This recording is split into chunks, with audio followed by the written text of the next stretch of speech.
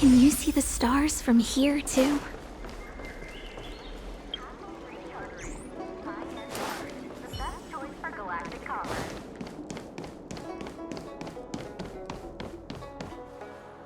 Would you like me to relay your message?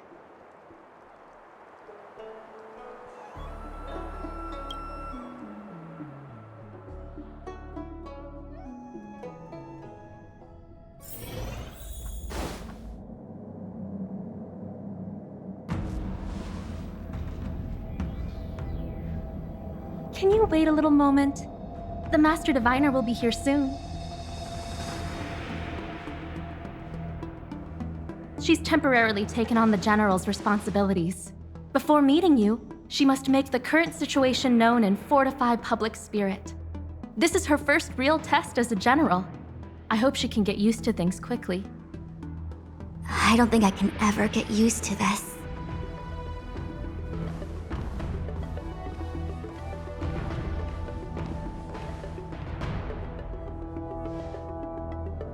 It's a pleasure to see you all here today. Collating casualties and losses. Dispatching forces to round up the remnants of the disciples. Submitting battle reports to the 6 charioteers. Now I know what Jing Yuan meant when he said, "The highest throne faces the strongest winds."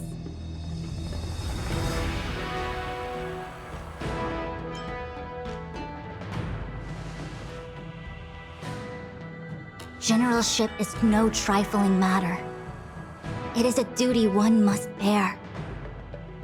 I think she actually really enjoys it.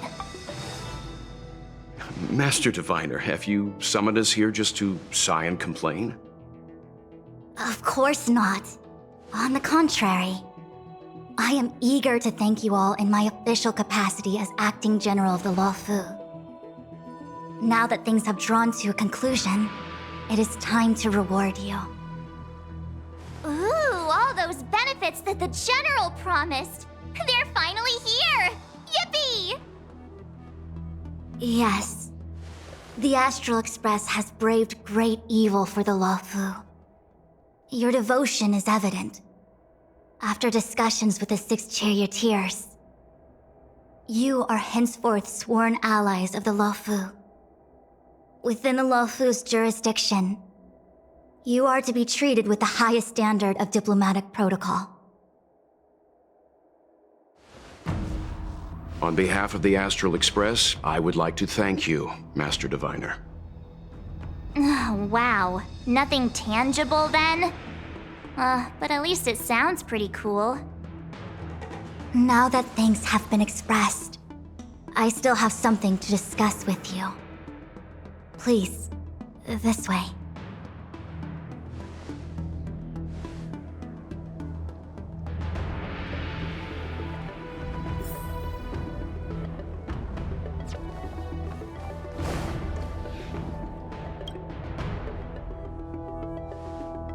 Seriously? Thanking us like that and then immediately sending us on another mission? It's not a mission. The Stellaron Crisis, the Disciples of Sanctus Medicus Rebellion, the Arbor's resurrection, not to mention the Antimatter Legion infiltrating the Luofu. All of these incidents need reporting at the highest level for investigation. It's just that Having been in the middle of everything, I'm struggling to keep an accurate perspective. I would appreciate if you could go through it all with me, so that I can reacquaint myself with a finer detail. So, where should we begin? It appears that Phantilia was the mastermind behind it all. The Xianzhou warred with the Antimatter Legion in the past, and ever since we have kept a watchful eye on their movements. Few could have foreseen the insidious tactics employed in the execution of their assaults. The Lord Ravager slithered in unnoticed, clandestinely plotting and machinating, and surreptitiously bestowed a Stellaron upon the disciples of Sanctus Medicus. This heinous act instigated an uprising aimed at luring the Luofu into a perilous trap of self-destruction. The present danger posed by the Legion clearly demands a re-evaluation. We should proceed cautiously.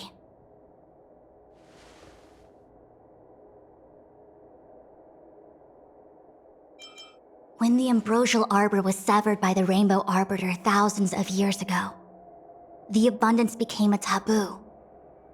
Those within the Alchemy Commission, the original masters of the so-called Way of Immortality, were ruined at a stroke. The Commission became a shadow of its former self.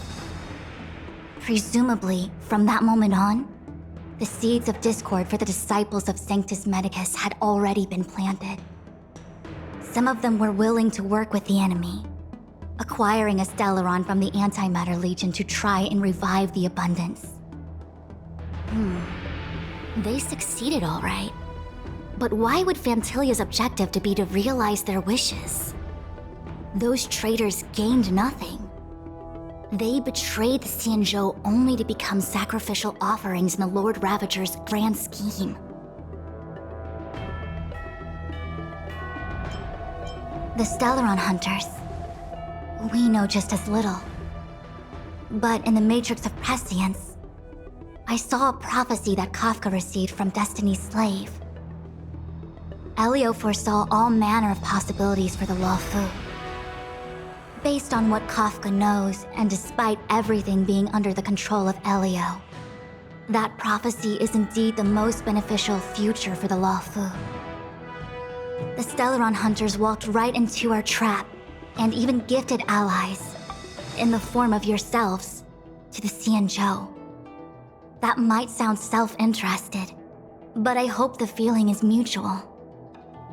Now that the future has come true, the Xianzhou has discovered the Legion's intentions, and with everyone's help, has imposed a crushing defeat on Phantilia.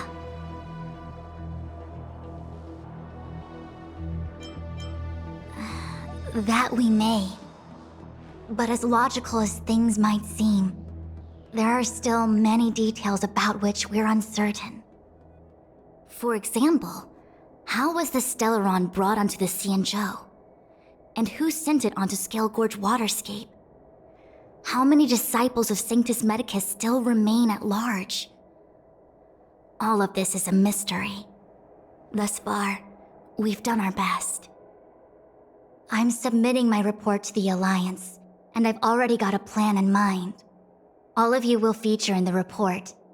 But for the sake of Jingyuan, anything related to Xianzhou internal affairs will have names redacted. I hope you can forgive me. I was about to make the same request, Master Diviner.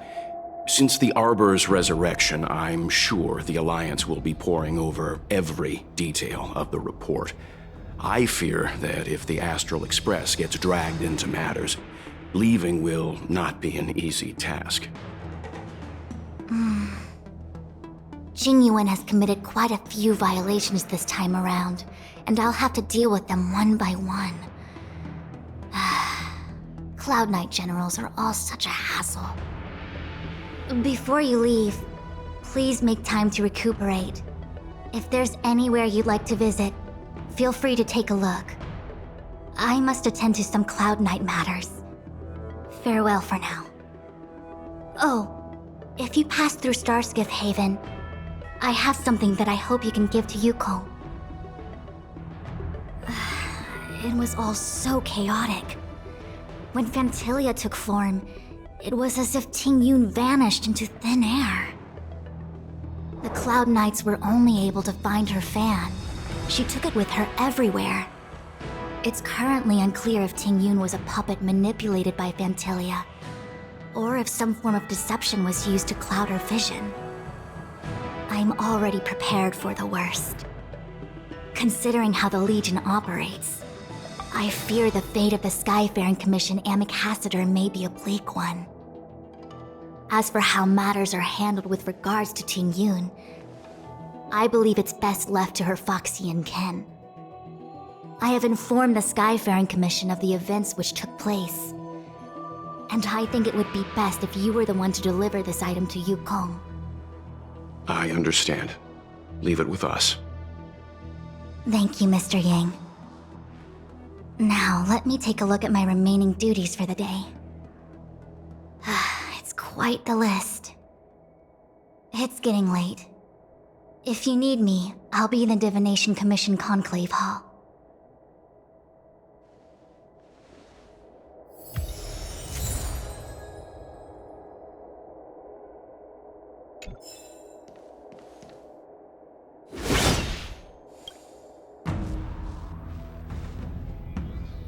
Well, we had a lot of stumbles along the way, but we still managed to kick butt and save the Law Fu without breaking a sweat.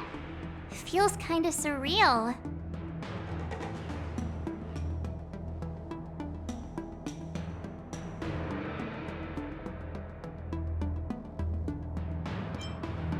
No way! Everything good has come our way due to our hard work. I'm not letting them take any of the credit. It may seem like the Stellaron Hunters are controlling everything, but we create our own future. No matter how powerful they are, they can't make a future that doesn't exist come true. Since showing up, we've saved a lot of people and averted disaster for the whole Xianzhou. Who cares whether someone or something was directing it? Be happy. Actually, I was wondering if Diviner Fu could do me a favor. The Matrix of Prescience has amazing powers and can iterate and reiterate Kafka's past. So it got me thinking, if I turned the Matrix on me, could it calculate my past? Yup. When you're free, let's head over to the Divination Commission together and ask them for a favor.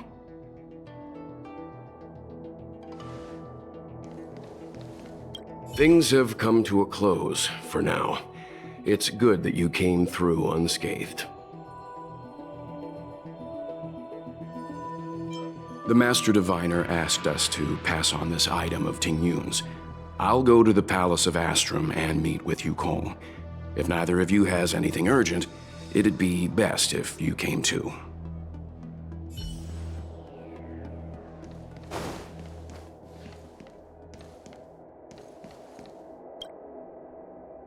Returning to the Luofu and Scale Gorge waterscape. It's a surreal feeling. I left so determined. Who would have thought that circumstances would draw me back once more?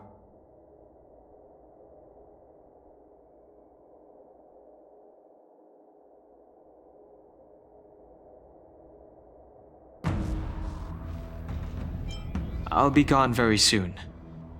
Jing Yuan is still recovering, and the Cloud Knights won't protect me anymore. It remains to be seen how the 6 charioteers will react to my presence. But at least for now, I'm safe. I want to meet the current High Elder of the Vidyadhara. It seems I won't be able to cast off Danfeng's negative karma, so I'd like to learn more about his past. I want to find out what I can do to make up for his sins. If you're planning on an extended stay on the Luofu, I'm afraid I won't be able to join you. I'm sorry.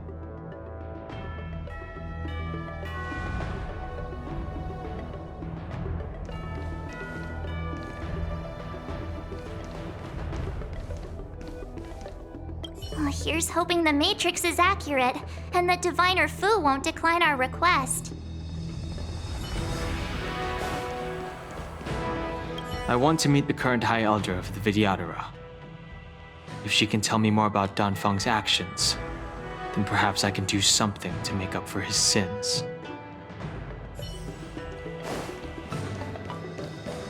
How am I gonna break this to Madame Yukong? Maybe she's already heard the news.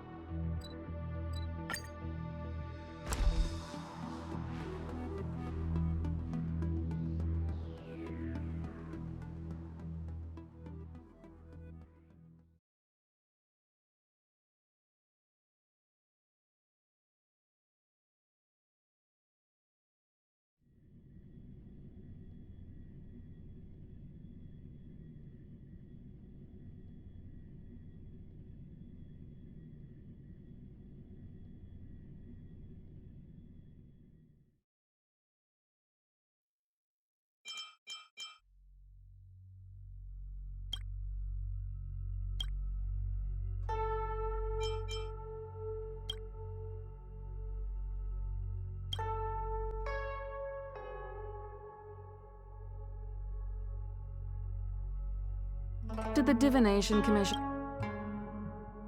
on that job post?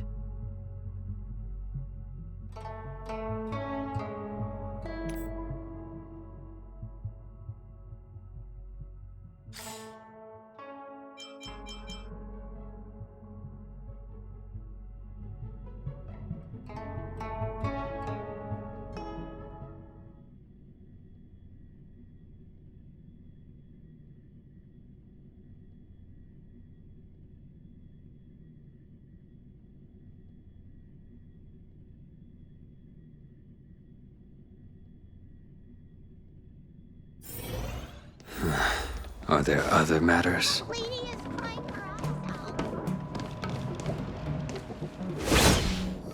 The people of the Xianzhou have long lives. They do not care in the slightest for historical relics.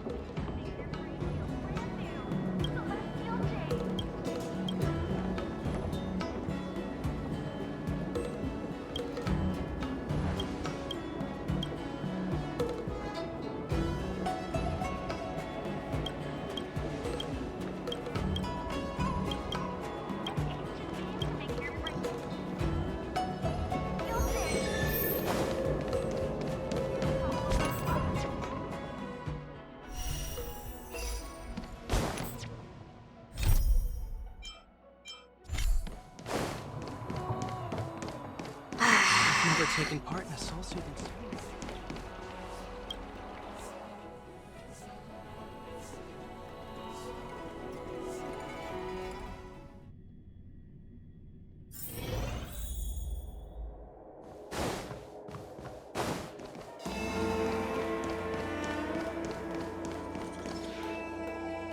I see.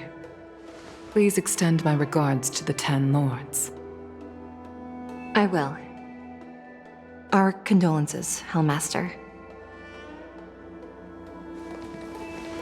You have guests. I shall take my leave.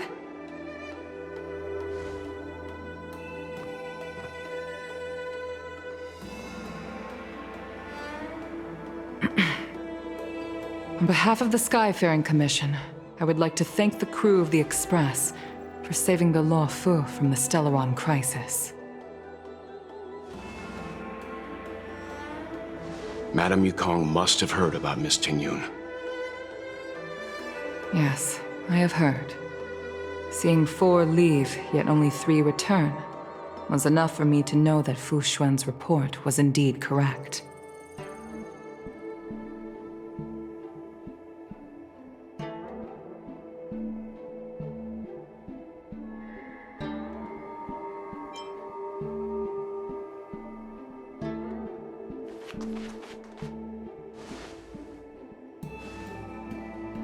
Tingyun. I still can't believe it. The whole report reads like a bad joke. It's simply unimaginable. The Antimatter Legion on the Xianzhou, and Ting Yun, a Lord Ravager? How could someone who spent over 30 years working alongside me at the Skyfaring Commission turn out to be nothing more than a monster in disguise? What happened to the real Ting Yun? Madam Yukong. I'm sorry. I understand. It's just hard for me to accept.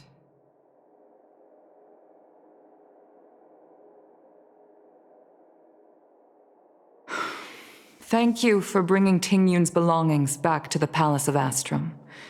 The Stellaron crisis has cost us too many comrades. Brothers, sisters, children. I'd like to invite all of you, as witnesses to this war, to a soul-soothing ceremony hosted by the Skyfaring Commission. Will you consider?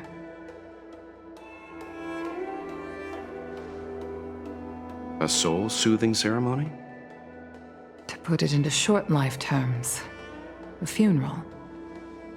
You see, for long-life species of the Xianzhou, death has always been a distant, mystical concept. Ordinarily, the Ten Lords Commission guides people to the Hall of Karma before any symptoms of Mara are detected. There, they leave behind their lives and wait for their time to come. People are used to a short farewell as opposed to a tedious burial process. Given our limited lifespans, the only ones who place value on ceremony are us Foxians. Countless Cloud Knights lost their lives or became Mara-struck during the crisis. The Hall of Karma couldn't take them all in, and so they passed away. All of these sudden deaths and unfulfilled wishes remind us that long-life species still live out insignificant and limited lives. By combining Skyfaring Commission technology with Foxian ceremony, we honor those who have passed on. We place items of the dead onto star skiffs and send them out to sail between the stars, to shine brightly among them. It's not just to comfort the dead, those souls who can never talk with us again, but also to comfort their surviving relatives, close friends, and indeed all residents of the Xianzhou. It's also my way of saying farewell to Ting Yun. I know, I'm selfish. She may not have died a Cloud Knight, but she's still one of us here at the Skyfaring Commission. A victim caught up in a wider conflict. I'd like to hold this ceremony as a way of distancing the memory of Ting Yun from the Lord Ravager who tarnished her identity. I can still hardly believe it.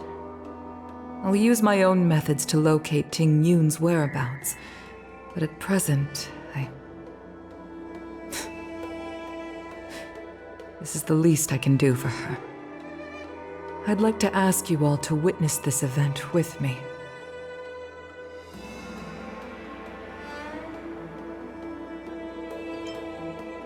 I've instructed Yen Ming to sort through Ting Yun's belongings. I hope you can pick some out to place around the star skiff. Leave this to us. We'll take care of it as per your wishes, Madam Yukong. Once again, my thanks to all of you. I've asked the judges of the Ten Lords Commission to ratify this soul-soothing ceremony, and have commissioned a special skiff at Stargazer Navalia for the ceremony. If you need anything, that's where I'll be.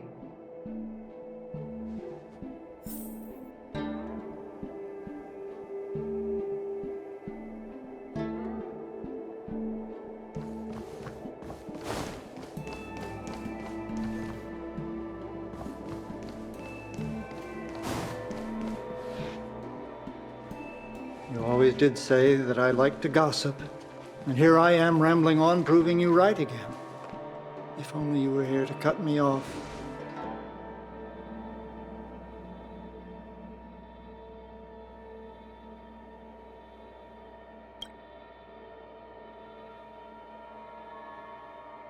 Oh, it's you. For a moment, I thought she'd returned.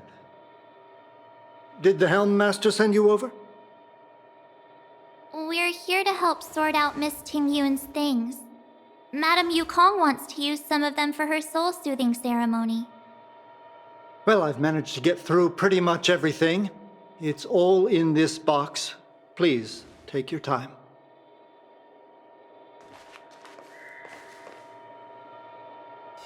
Okay, let's see what there is. An Anya Cassider's seal, a small box, a knife, a bow, and something wrapped up tight. I wonder what this is. Looks like some kind of antique? But who'd want to hold on to something like this? Oh, Ting Yun explained that one to me. It's a folk statuette from Foxian antiquity. They say it can bring wealth if placed correctly. There's also a note in the package. This is for you, Mr. Yenming. Wishing you fortune and success in every endeavor. Yenming, it seems like this is a gift for you from Miss Tingyun.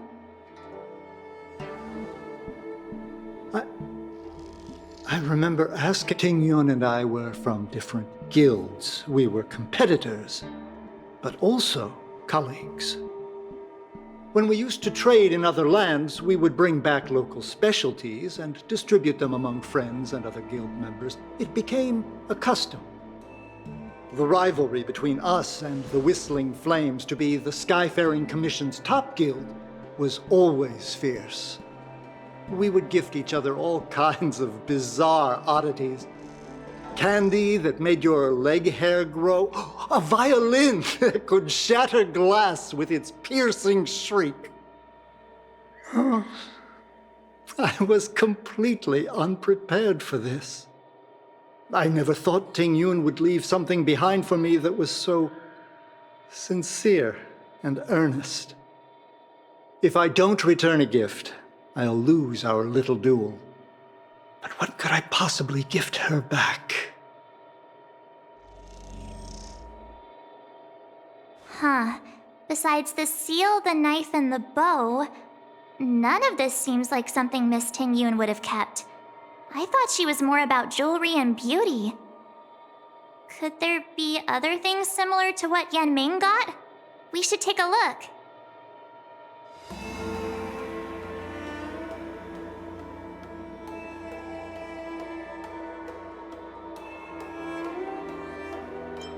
There's nothing else, except a handful of seeds. It looks like there's something printed on the bottom of the box. The Sleepless Earl. Let me think. Where have I seen that name before?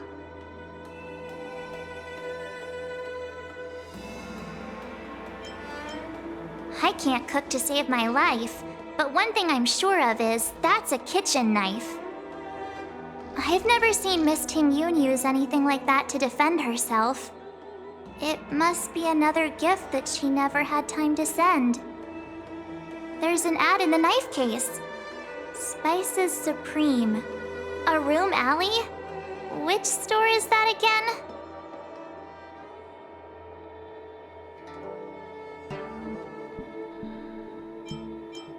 This bow. It's a good bow. It couldn't be meant for me, could it?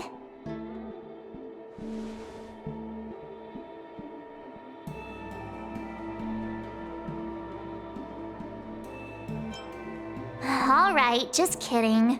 Just trying to liven things up around here.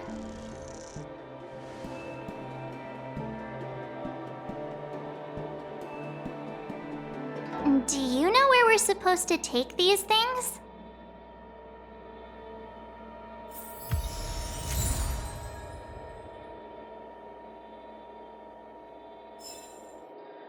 Ting Yun, what am I going to get for you? If only you...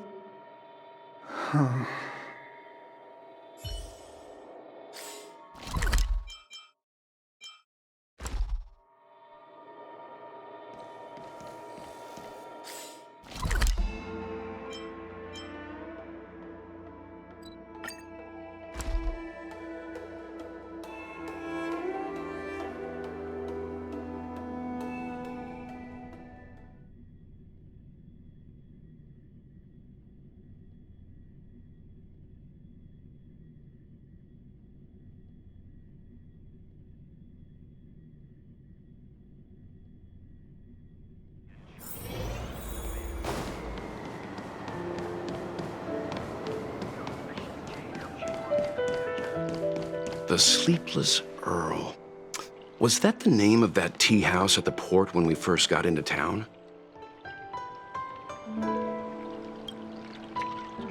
Welcome to the Sleepless Earl. I'm the owner here. The name's Ming Ming. How many of you are there?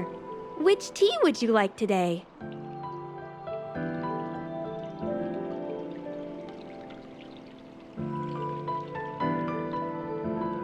Oh, this is the tea Miss Ting Yoon promised to get for me. She really went to another world for me. She's incredible. When I took over this tea house from my parents, I thought I'd shake things up by creating a new tea product. Famous brews like Whale Tide Spring or vegetations in the Alchemy Cauldron have been around for millennia, and imported mixed teas have also found a niche. Introducing a new product into the industry is really hard. Miss Ting Yoon came to the tea house one day and heard about my troubles. She said she could find me a brand new strain during her travels. One that nobody on the Xianzhou had ever tasted. I just thought she was trying to cheer me up. I never thought she'd actually do it. Where is Miss Ting Yoon today?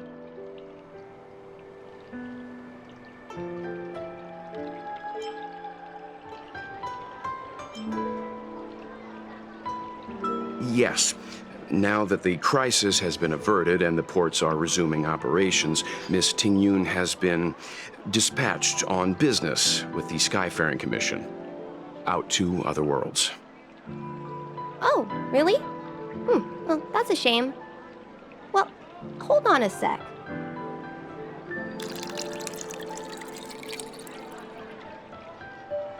Based on her suggestion, I improved the Whale Tide Spring, Emerald Hills, and Dawn Dew strains to make a new variety with a sweet, long-lasting taste. I called it Ting Yoon's Blend. Seeing as she can't enjoy it right now, I'll have to invite all of you to try a cup.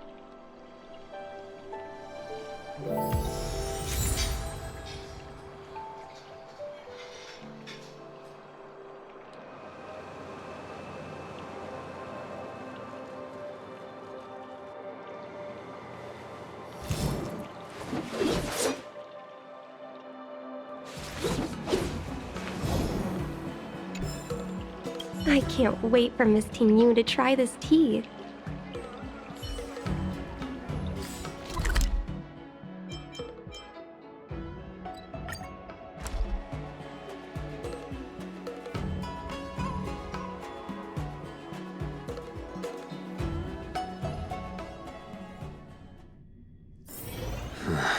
Are there other matters?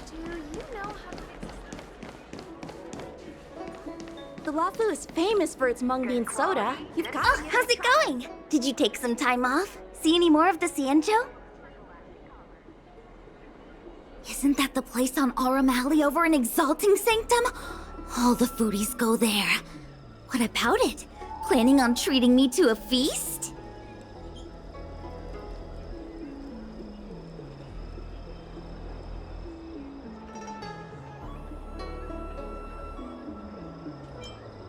It's the main commercial street in the Exalting Sanctum, although it's a lot quieter since the whole Stellaron crisis thing.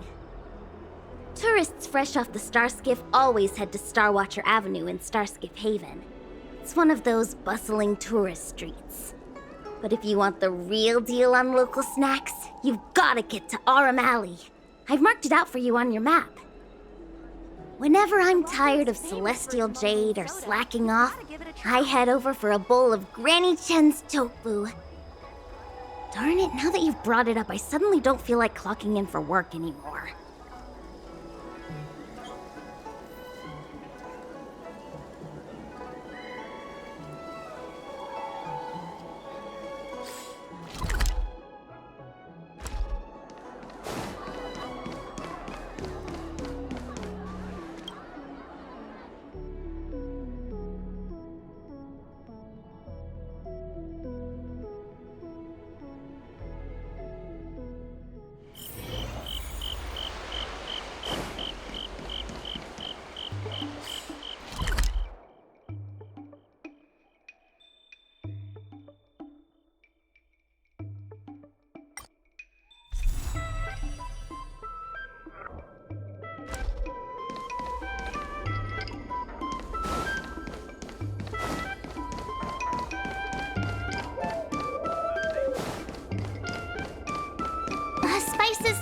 name!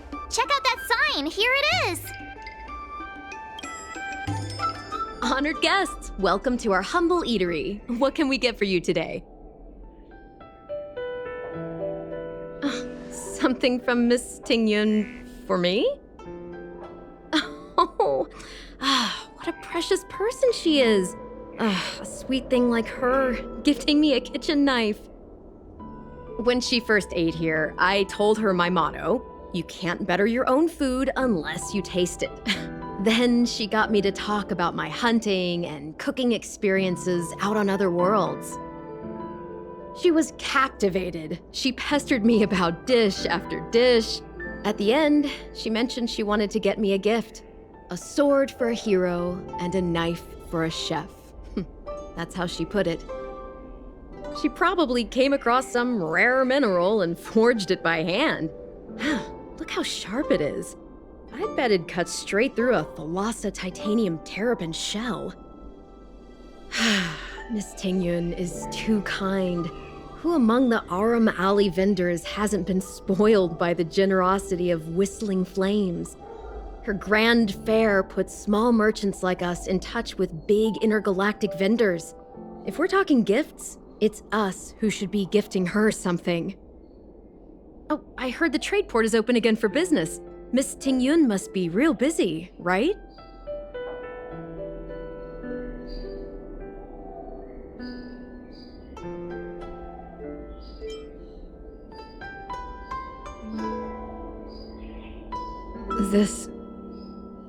This is real, right?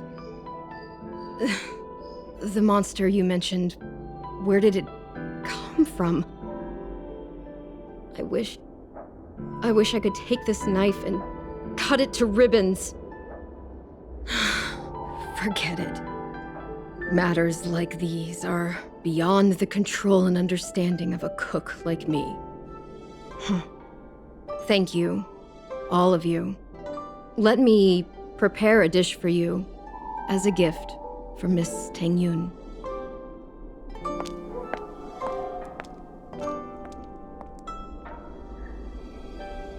It was our chili oil beef offal stew that first attracted Miss Tingyun to our restaurant. I can't believe that she'll never taste it again.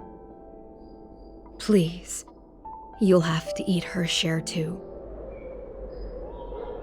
About that bow, I think I know who Miss Tingyun intended to gift it to. Mr. Yan Ming said an ambassador will return with a gift for a trusted colleague. The person who Tingyun trusts the most is Madame Yukong, right?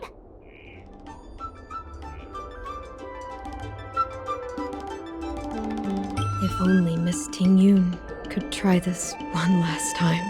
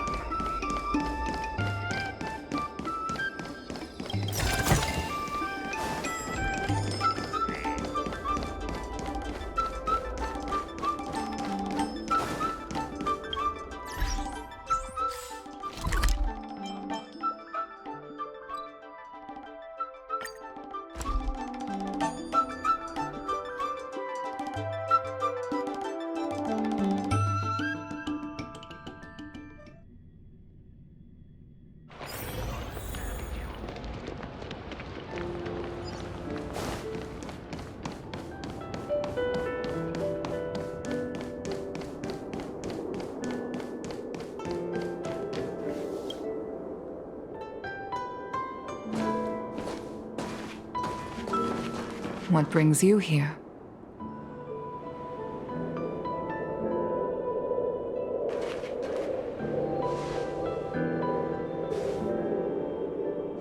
This bow. Did Ting Yun pick it out for me? She understood my pain. It's a shame I can no longer do anything for her. 30 years ago, I fought in a terrible war. My comrade and I set sail together, but only I returned. The scars of that war never truly healed. Still, the Law Fu traced out its arc of recovery and continued to trade. I felt tired of voyaging, like I'd lost the courage to pull on a bowstring ever again. I hid away in the Skyfaring Commission and buried myself in work, never wanting to see the sky again. Despite rising to Helm Master, my military career hadn't prepared me for the type of meticulous planning work now confronting me. Ting Yun, on the other hand, was a born merchant, always discussing business matters with me and offering up advice, even if she was my subordinate. She never fought alongside me on the battlefield, but in her own way, she became a comrade in arms. Without the help of Ting Yun and the Guild, the Law Fu would not have been able to recover in the space of just 30 short years. I used to think that the Xianzhou had changed with the times. Geniuses like Ting Yun were the future for the Skyfaring Commission's next generation. They would bring prosperity to the Law Fu. I was only ever suited to the flames of war. I was wrong. Only when the last minions of the Antimatter Legion are wiped out will I become useless to the Xianzhou. The Xianzhou needs people like me. Those willing to cruise the sky and fight the flames. The star skiff is ready for the ceremony now. Everyone, please place your objects aboard the star skiff. Wait! Wait for me! Miss Ting Yun prepared a gift for me. As a fellow ambassador, I cannot fail to honor our custom.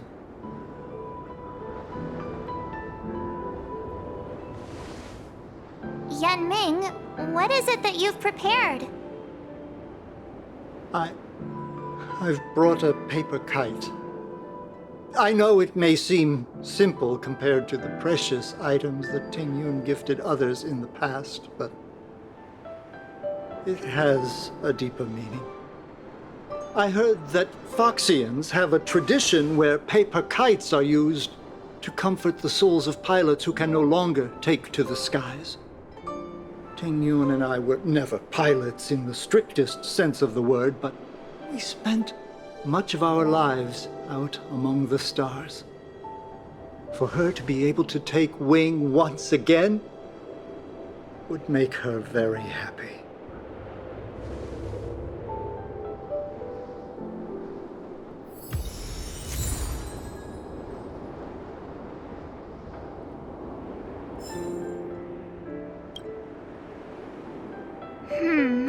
Out of all this stuff we've got, what do you think we should place on the star skiff?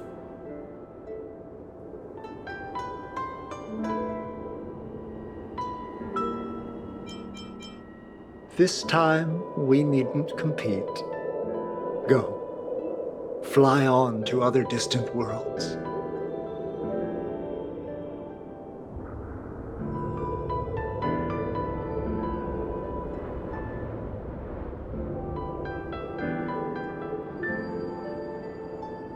Thank you for everything you've done for the Skyfaring Commission and the Law Fu. This small seal is the foundation of the Xianzhou's prosperity.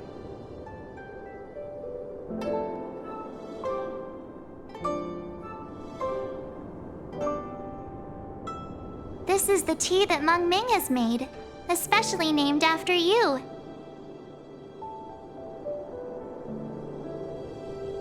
This is a gift from Miss Yensui on behalf of all the restaurants on Arum Alley. You're going to love this.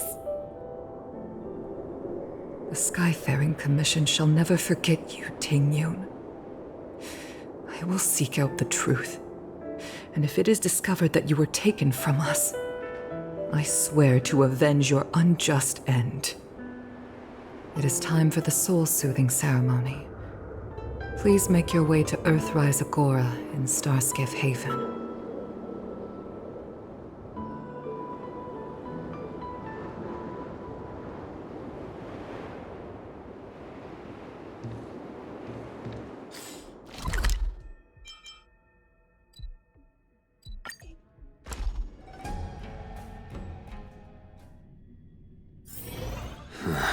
Are there other matters?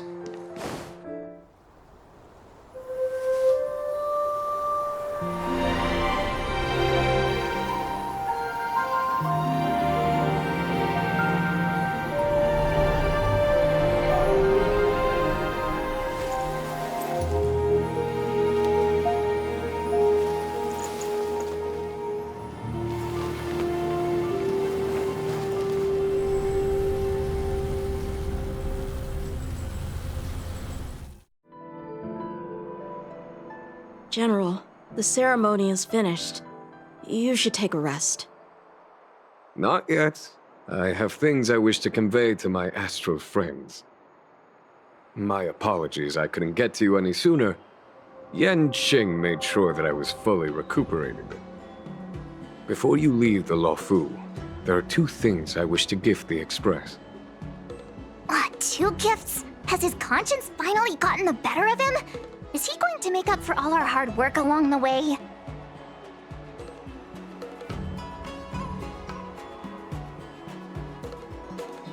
Please, let us reconvene at the seat of divine foresight.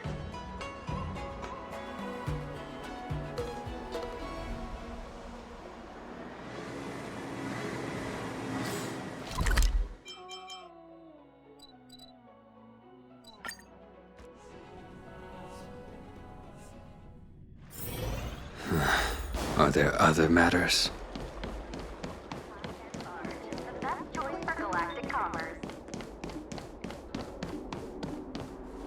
Would you like me to relay your message?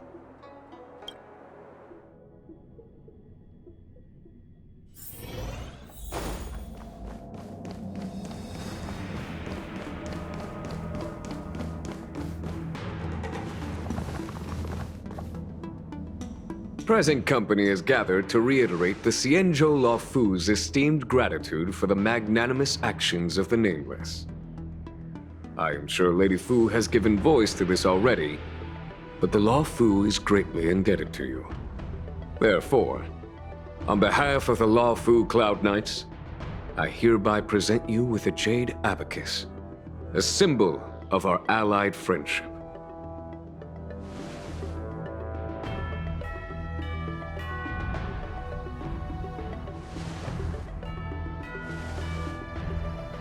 Back when the Alliance was first established, all those thousands of years ago, the Xianzhou ships swore an oath, etching the record into a jade abacus. The world may crumble, and the heavens may fall, but this oath shall never be broken. The same is true of this jade abacus. It is a record of the Luofu Cloud Knight's promise to the crew of the Astral Express. It is also a beacon. Grip it tightly, and it will send a message to the jade abacus here, in my hand. No matter how astronomically distant you are, the Luofu Cloud Knights will always come to the aid of the crew, whatever your need may be. Wow, now that's what I call a payoff. Of course, I trust that such an important article will not be used for trivial or inappropriate circumstances. I hope you can understand. Yep, got it. Say no more. Sure thing. Thank you for your generosity, General. Dan Heng. General. In accordance with the edict of the Ten Lords Commission, I am hereby authorized to relieve your banishment decree. From this day henceforth, you may come and go freely on the Lawfu. Nice!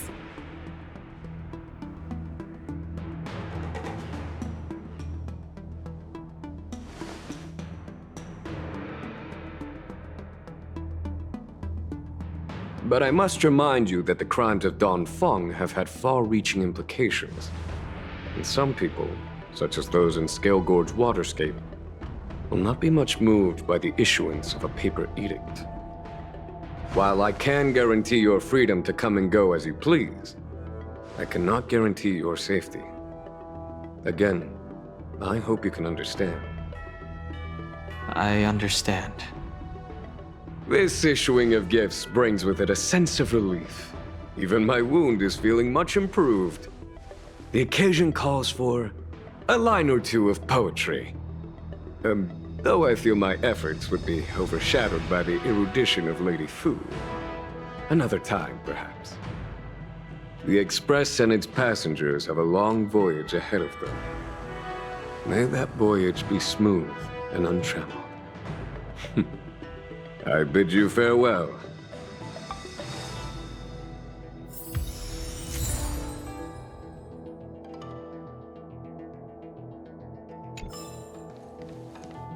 Oh, hi. I know we haven't got the chance to get acquainted, but I've heard a lot of good things about the crew from the General. I have to say, I'm very impressed. So soon? I wanted to help the General, but things didn't turn out how I wanted them to be. I've learned my lesson. Also, I have a rather abrupt request. After fighting Dan Heng, I feel like my skills are lacking somewhere. If you have any time to coach me...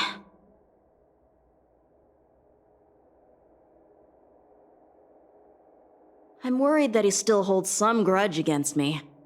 But to be honest, I'd love to have another spar with him. Safe travels.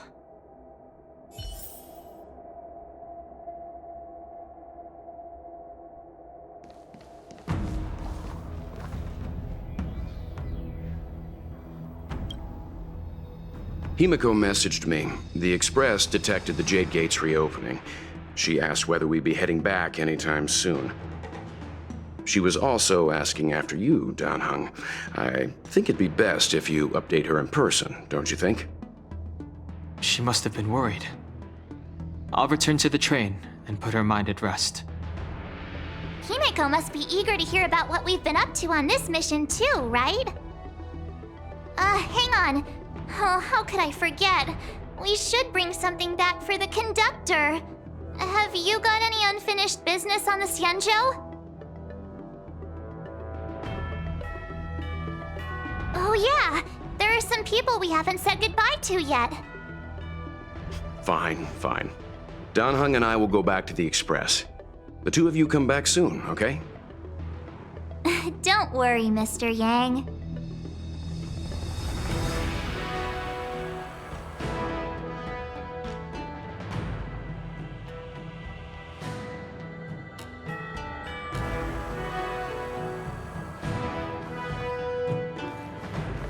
Dan Heng and I will go back to the Express first. You and March finish up here and come back soon, all right?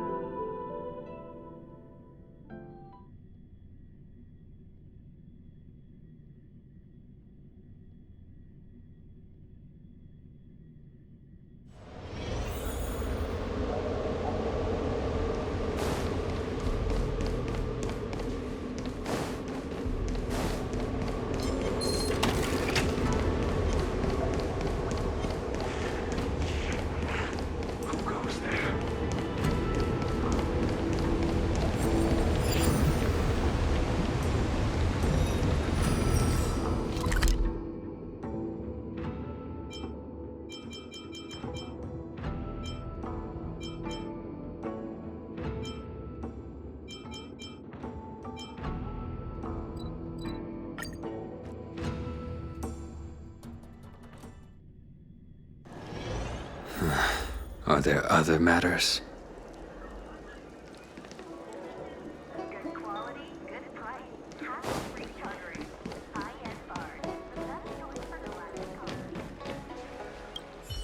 Hello! To start your next journey! That's great! I can't wait to escape the commission again. Oh! Make sure you come visit!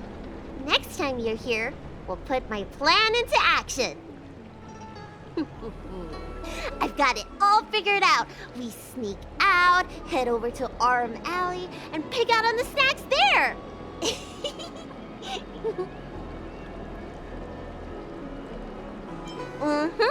It's a deal!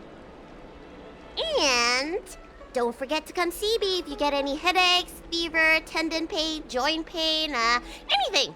My treatment is on the house.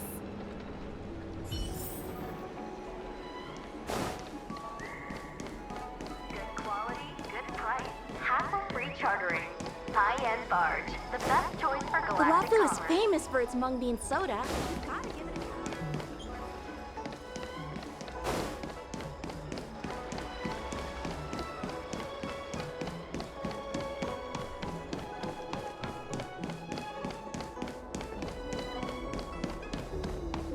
Would you like me to relay your message?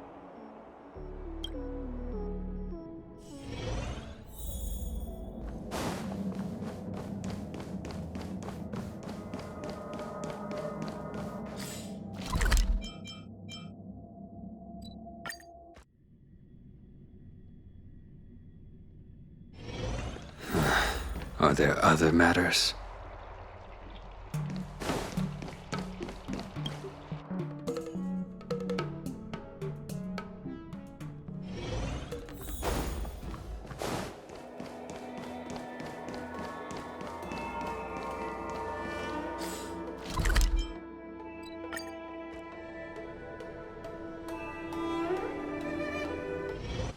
There's a dreamlike quality to watching these star skiffs depart through the Jade Gate.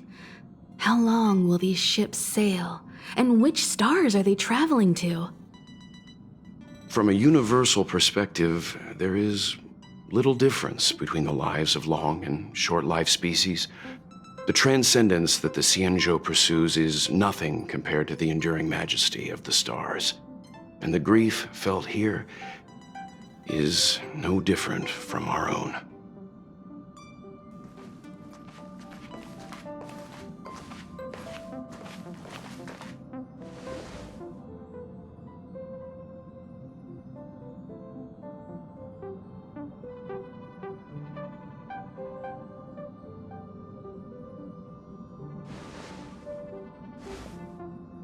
Yeah, you're back. Himiko and I were just discussing our journey. This little excursion has reached its conclusion. All things must come to an end. Still, some endings spark a new beginning.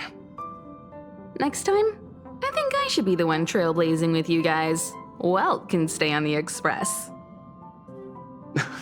Since when did the work roster just change like that?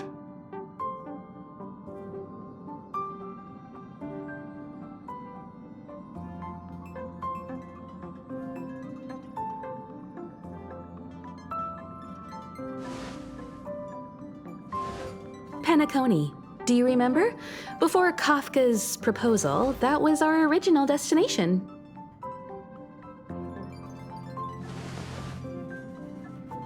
The Express's records show that Penacony was a prison planet used by the IPC to exile criminals. At least, it was at the time of recording. However, following a Stellaron burst, the planet fell into the arms of Shipe. They say it's been transformed into a prosperous and ethereal realm. The family is throwing a banquet there, and they sent invitations out to the Express.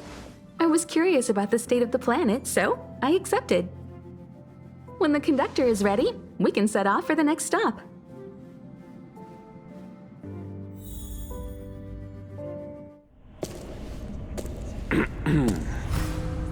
All who enter here are either jailers or prisoners. Which are you? Neither. I'm merely a lost traveler. What a spectacle. The Stellaron, the Ambrosial Arbor, the disciples of Sanctus Medicus, the Lord Ravager. A series of threats that almost succeeded in diverting attention away from the crucial question. They who brought the Stellaron onto the Xianzhou, what was their motive? Will you surrender, or do you require encouragement, abomination of Yaoshi? General, my power does indeed stem from the abundance. But I'm the same as you. We are both enemies of Yaoshi. That's right, Jingyuan.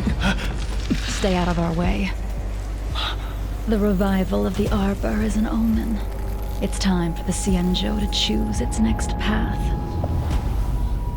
The Rainbow Arbiter, the Plague's author, the Ruin author. This is a chess game between eons. If you don't stand with the winners, you stand to lose. And this time, we will put the abundance in their grave.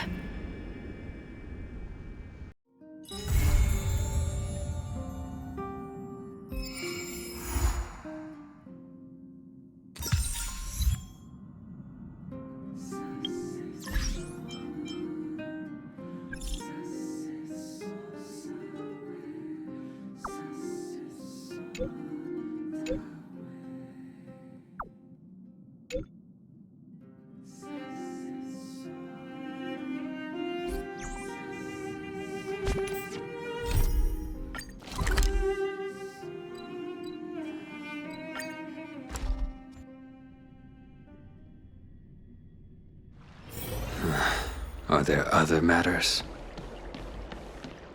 I have delivered the missive about the meeting. Do you have any questions, Master Dan Heng? I know all that I wish to know. Thank you, Miss Huanxi. You need not address me as Miss. I am but one of Miss Bailu's maids. Then again, if I may be so bold as to make a humble request.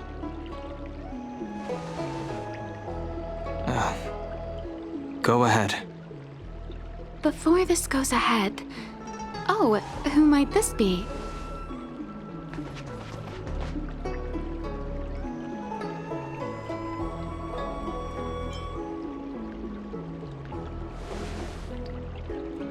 I'm speaking with Master Dan Heng.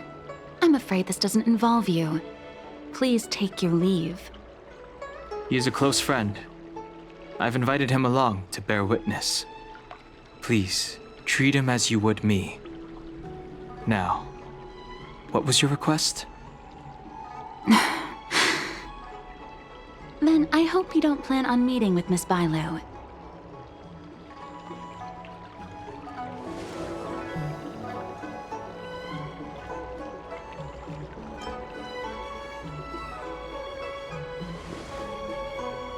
Bailu is simple and innocent, incapable of ill intent. It's natural for a servant to care for her master and share in her worries. Please, hear what I have to say. I have good reason to be concerned. Perhaps you should know that Miss Bailu's path to becoming a High Elder was neither in compliance with proper protocol, nor of her own volition. Everything was a result of the stubbornness of her predecessor, Dan Feng. His hubris and tyranny brought about the end of the Luofu's High Elder succession. The preceptors heard of Master Dan Heng's return, and were uncertain whether it constituted good or ill fortune. However, many have surmised that the Luofu's High Elder succession tradition will soon be back in force. If true, that is indeed something worth celebrating. Whether we find another suitable candidate in accordance with the laws of our people, or have you take up the position anew, everything can still be mended. But if Master Dan Heng were to hand everything over to Miss Bailu, it could lead to great upheavals on the horizon. No good would come of it for her.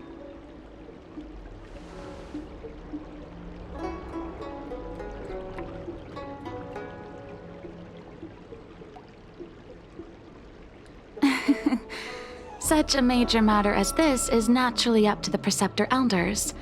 I couldn't possibly say.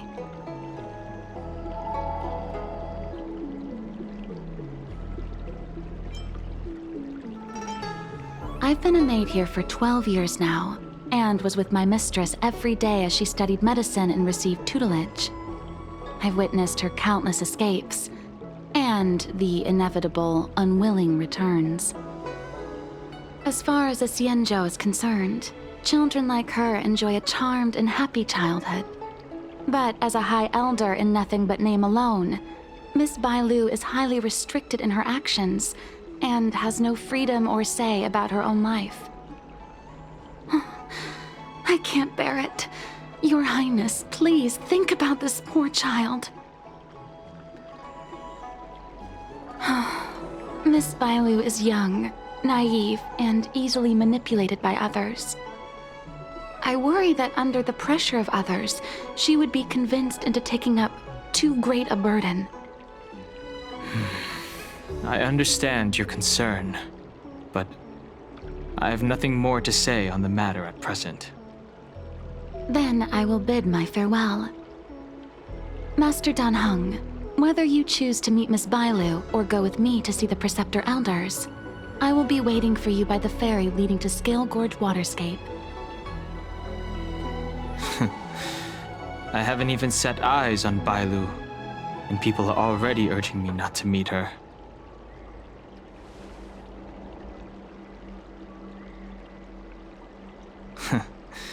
You've been spending too much time with March. You know that I'm a descendant of the Luofu Vidyadhara. In Scale Gorge Waterscape, you witnessed my secret strength, as March would call it. Yet that power stems from Dan Feng, my previous incarnation. He altered the process of High Elder succession, plunging everything into catastrophe. Ultimately, he suffered the punishment of molting rebirth. Based on the physiological principles of Vidyadhara reincarnation, I ought to have been an entirely new entity. And, in view of the law, all crimes from my previous incarnation should have been wiped clean. But in reality, I was locked up in the shackling prison at birth. Even after I was released and left the Xianzhou, my High Elder past and Dan Feng's enemies pursued me like a haunting shadow. Now, I plan to face that shadow. In order to make amends, I want to repair the Ambrosial Arbor's seal and visit the High Elder to see what more I can do. The start skiff is ready.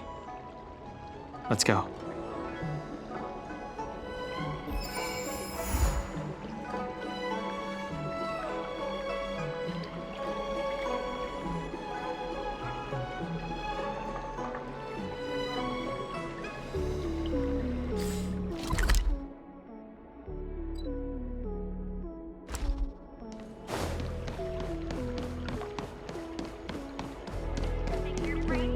I don't believe in Your ghosts. extractor cleaned or you're stuck? The rumors are true. You really are back. I'm Hila Lu Ying of the Alchemy Commission. I'm a Vidyadhara too, as you can see. I'd heard the reincarnation of the Great Sinner has returned to the Luofu and wanted to offer some advice. Oh? Leave this troubled place immediately.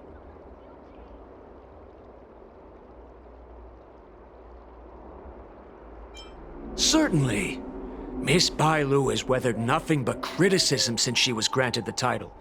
But the Alchemy Commission firmly believes that girl to be a precious diamond in the rough. She is compassionate, kind, and 100 times better than Dan Feng. Moreover, Dan Feng selected her as High Elder, making her the leader of the Luofu Vidyadhara. Fate chose her as our sovereign, and we bowed down before that destiny. Now that you're back, everything has changed. The Preceptors are starting to think of finding other candidates, which means nothing but trouble for Miss Bailu. I have no intention of threatening Bailu's position. You may have a clear conscience, but even so, as long as you remain on the Lafu, invisible forces will try to coerce you. Leave now. It is the best outcome for everyone involved. Do not repeat the mistakes of a past life in this one. Farewell.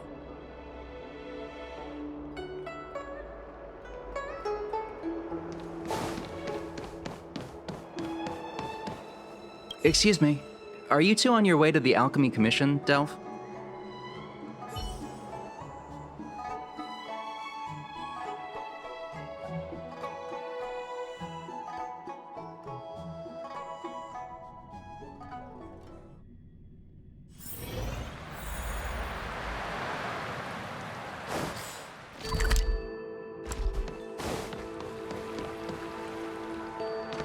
Hello. What brings you two here? The wind and waves are restless around lunar-rescent depths today. Even you came to dissuade me from visiting the High Elder, General? This encounter was not of my making. I've been recuperating in the Alchemy Commission under the Dragon Lady's care. Our paths have merely crossed. But your question would suggest that there are others interested in dissuading you from such a venture.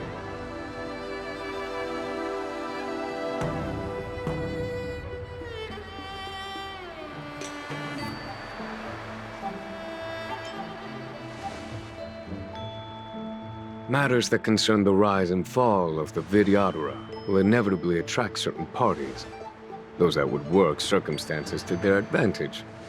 Be it Don Feng, the Preceptors, or the Alchemy Commission that trained the Dragon Lady.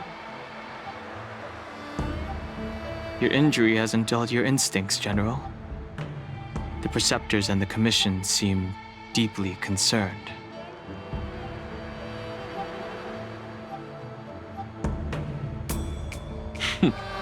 A chance meeting is a gift from fate.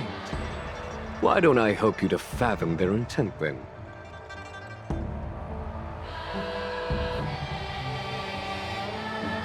The power struggle between the Preceptors and their High Elder is a tale as old as time. And someone as powerful as Don Feng, who was completely beyond their control, was enough for them to harbor a hidden rage.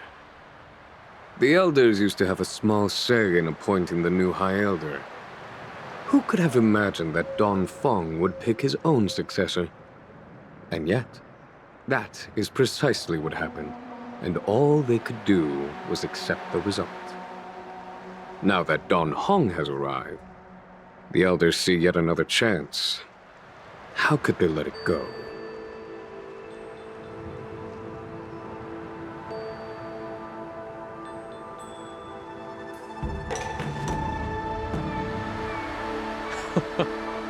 Us outsiders should not judge the laws of the Vidyadhara. The Preceptors have been suppressed for some time now. They will inevitably try to overturn the situation.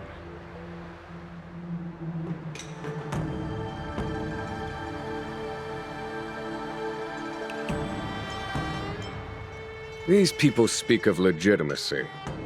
They believe that Bai Lu was chosen as heir apparent by the previous High Elder, and that unless she were to commit a terrible sin, the Preceptors should have no right whatsoever to choose again. The Healer Lady has draconic features and scarcely believable therapeutic abilities. Some regard this as evidence that she is the High Elder, but the Preceptors are fixated on strength and are unwilling to accept her. Now that Don Feng's reincarnation has shown a command over the vast marine expanse of lunar-rescent depths, those longing to keep the traditional bequeathal of the High Elder feel increasingly uneasy.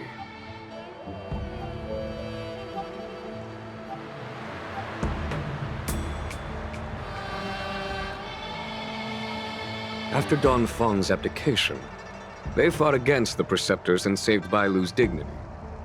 They demonstrated a true devotion. These folks aren't the type to just let it go.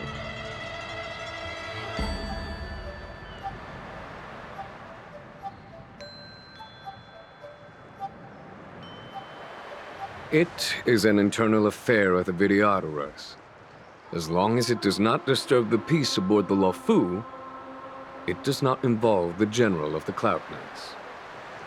Nevertheless, as a friend, let me remind you of one thing. So long as Don Hong and Bai Lu, with their respective High Elder powers and titles, both remain on the Luofu, the Vidyadhara will never cease their internal strife. This is not to say that either of you are to blame. It's getting late. You are headed to repair the Arbor's seal at Scale Gorge Waterscape and visit the High Elder, no?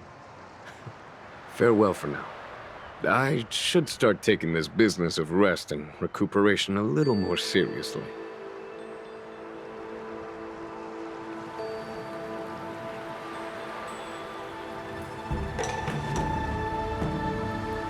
I must return to my quarters now. I merely took advantage of the healer's absence to slip out and relax a little. Be on your way.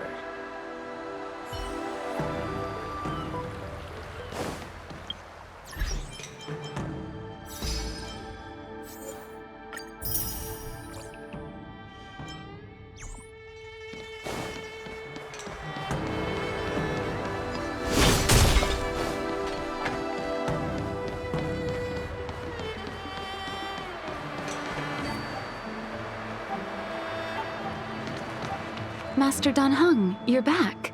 Have you made your decision? Will you come with me to meet with the elders first? Or are you set on seeing Miss Bailu? Miss Bailu is already waiting at Scale Gorge Waterscape. Your stubbornness is redolent of your previous incarnation. Sorry, but you're not going anywhere. A criminal who destroyed our succession is unworthy of setting foot in the sacred places of the Vidyadhara. Wait. Master Dan Heng's presence at Scale Gorge Waterscape has been approved by the 6 charioteers and the preceptors. He is no longer the criminal he once was. Empty rhetoric. There are ways of unearthing his true identity. And even his reincarnation should answer for the monstrous crimes of the past. The Vidyadhara will never accept him.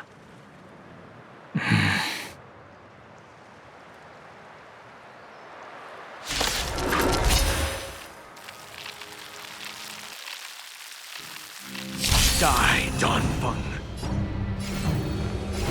Heaven's Surge. Rise! The time that You say Don Feng was merely your previous incarnation. How, then, do you still possess the power of the High Elder?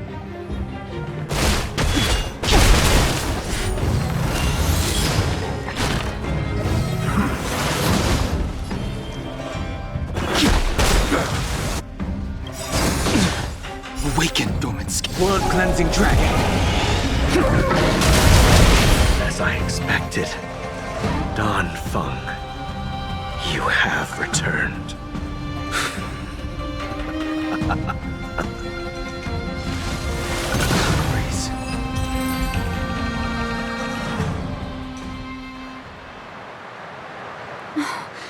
Thank you for rescuing me, Master Dan Heng.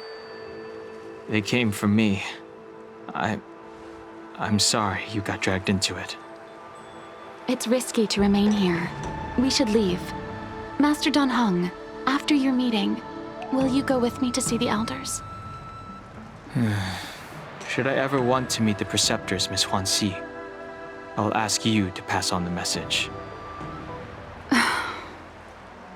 I understand. Please alight, Your Highness. Miss Bailu awaits you at Dragon Vista Rain Hall.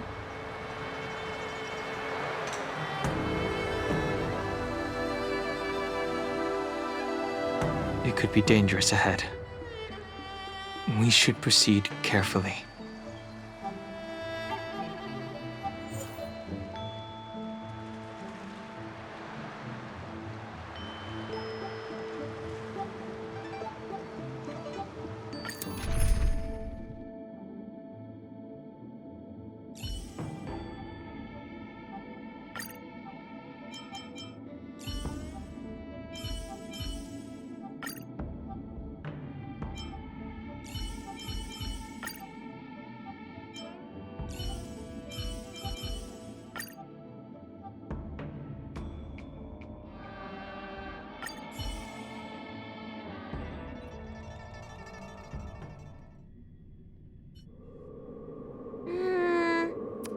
So slow. I've been waiting for you here for ages.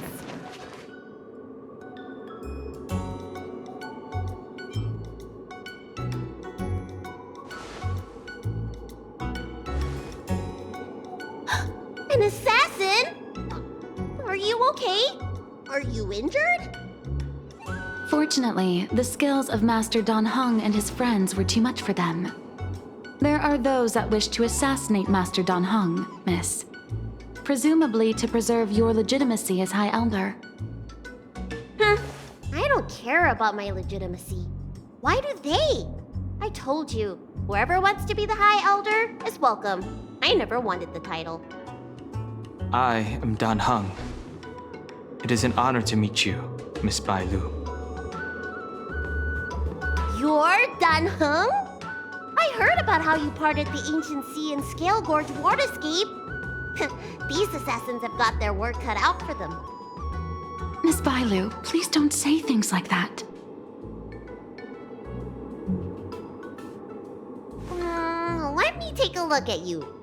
Dragon horns. Well, they say you're Dan Feng's reincarnation. Suppose it must be true then. But you're different from me. Where's your tail?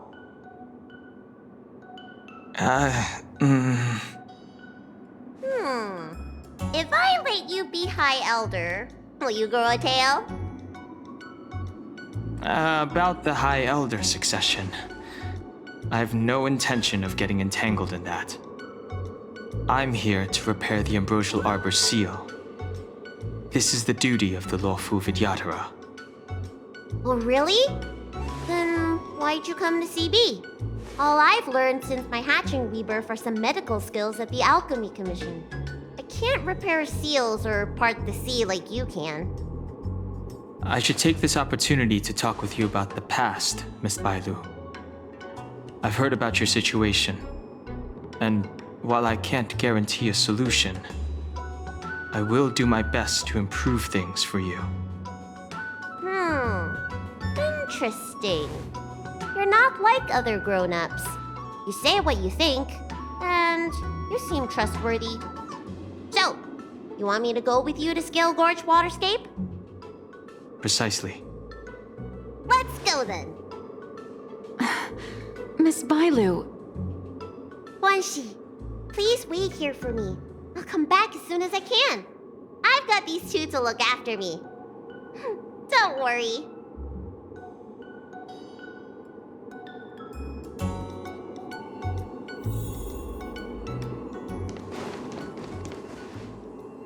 Wow, what a magnificent sight. Is that the Ambrosial Arbor? Yes. Forming a seal and using their power to curb the spread of the Arbor's roots is an important task entrusted to the Luofu's High Elder. News to me. The elders must be well aware that I'm not qualified for this position. Which begs the question, why did Dan Feng choose me all those years ago? That's exactly what I've come to Scale Gorge Waterscape to find out. Among the Vidyadhara, the High Elder is the existence closest to the permanence. According to historical records, the High Elder succession involves a secret ritual known as the Transmutation Arcanum, as well as a treasure known as Dragonheart. Once succession is complete, the former High Elder undergoes a hatching rebirth, while the new High Elder begins to display draconic features. However, Dan Feng's ritual failed, and his powers remained within me. And if for some reason, it also created you. So, in medical terms, he messed up the prescription. And brought suffering down on himself and just about everyone else in the process. I want to use this opportunity to repair the Ambrosial Arbor seal, and see if I can help recall our memories. Shun the tree's growth, the residual plague, water of the ancient sea. Upon the High Elder's command, subdue the eternal roots. Strange. This is different from the breaking of the seal. Why is there no reaction? What's wrong? Not going to plan, huh? Shun the tree's growth. The residual plague. Shun the tree's growth. The residual plague. Water of the ancient sea. Upon the High Elder's command, subdue the eternal roots! This feeling. That's it. You did it. This alone should prove to everyone that you are the true High Elder. When the seal was reestablished, did you recall anything? It was like a tide surging through my mind. I became really, really huge, and the whole of Scale Gorge waterscape was responding to my voice, resonating with me. That's fun! Danheng, teach me another trick. Let's see if I can remember anything else. Wait. Can you feel it? There's someone coming.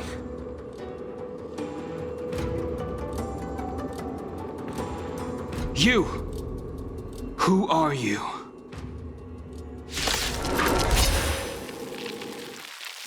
Protect Bailu! Hey! I'm doing the protecting here!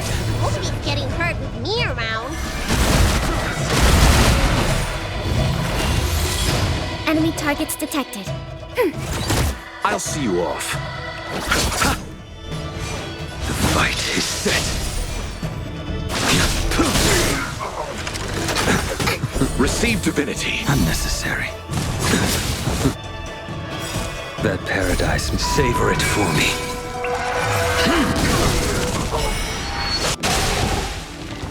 The times are changed.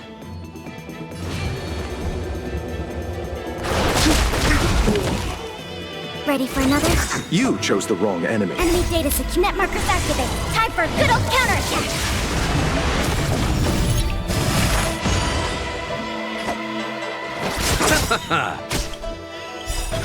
Eternal Slip. The dead return!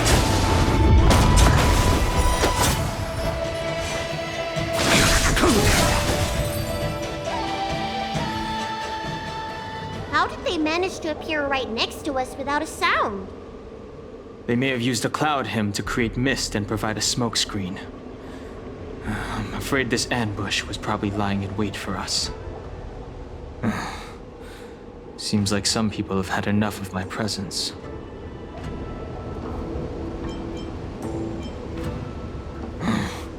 If I'm their target, why would they come after Bailu? We don't know how many there are. Let's get out of here. Go!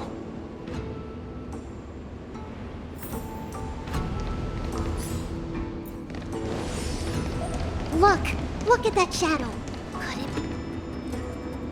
This power, it rivals the tidal forces in Scale Gorge waterscape. Is that you, Danpeng? Have you returned?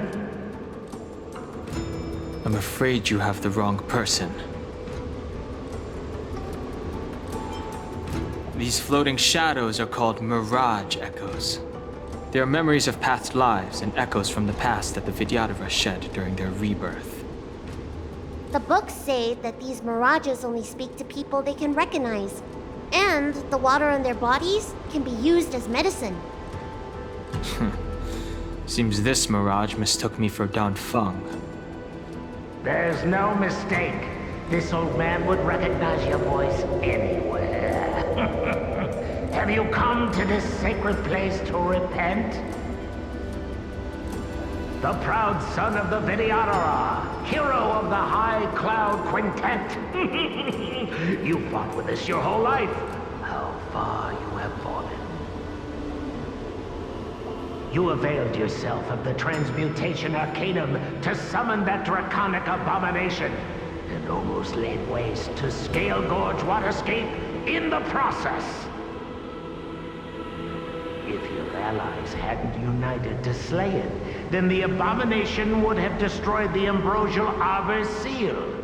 Tell me, did it sadden you to watch the abomination perish? As the High Elder, you should have freed us from the plight of rebirth and set foot on a brand new path. But instead, You were seduced by your reputation and abandoned yourself.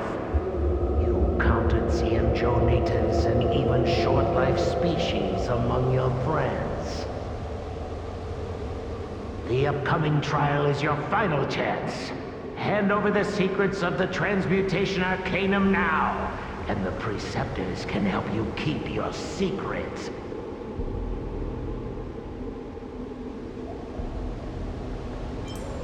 Our laws could have seen you executed. Pity that the High Elder Succession could not be allowed to die with you. Kailorum Venti of the Yaoqing put forward a strong case for you, and the Ten Lords Commission spared you from capital punishment. But the punishment of molten rebirth could not be avoided. Elder, look around you. You've long since reincarnated.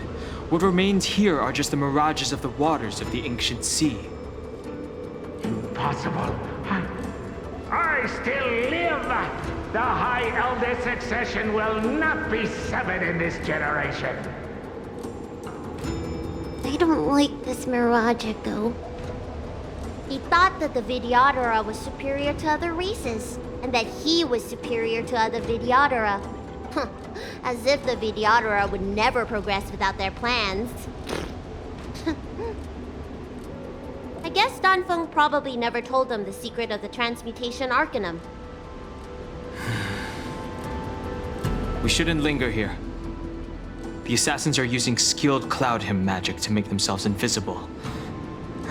But their presence is all too real.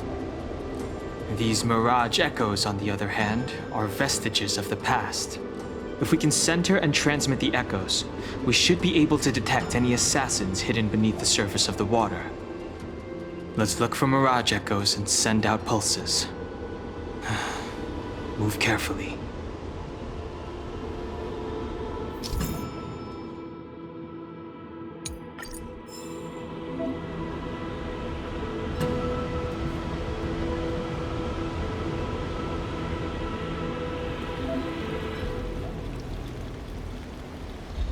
Old friends, meet yet again.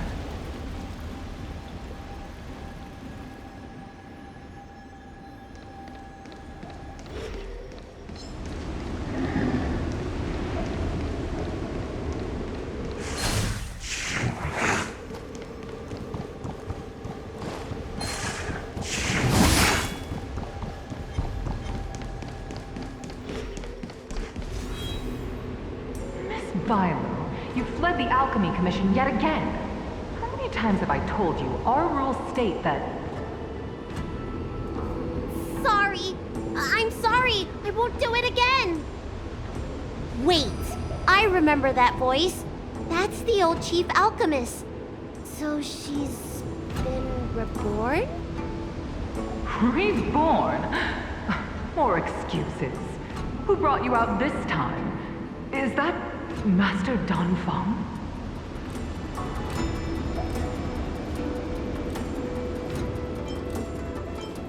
I don't think so.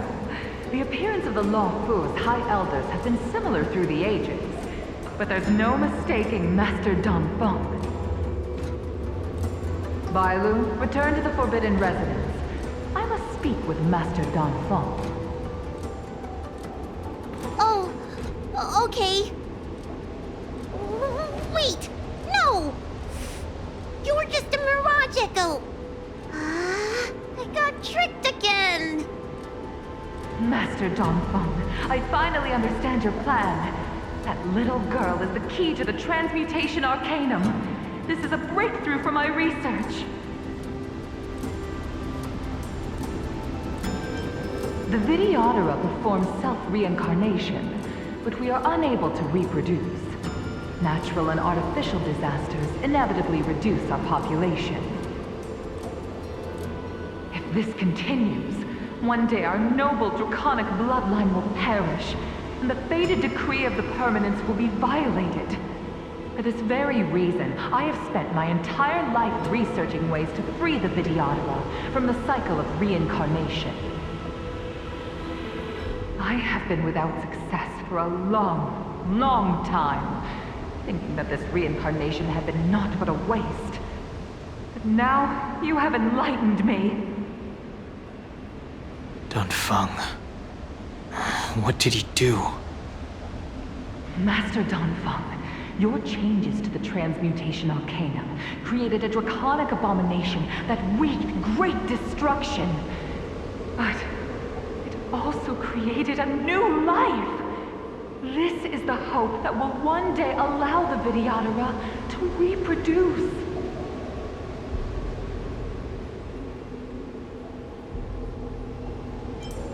My understanding of reproduction was limited by ordinary notions. How constrained I was! Why should Vidyadhara reproduction remain trapped within the confines of our race? To unearth the potential might of Long's blood and incorporate other races into the flesh of the dragon, isn't that the real meaning behind the transmutation arcanum? The Preceptors are too narrow-minded to see your talent.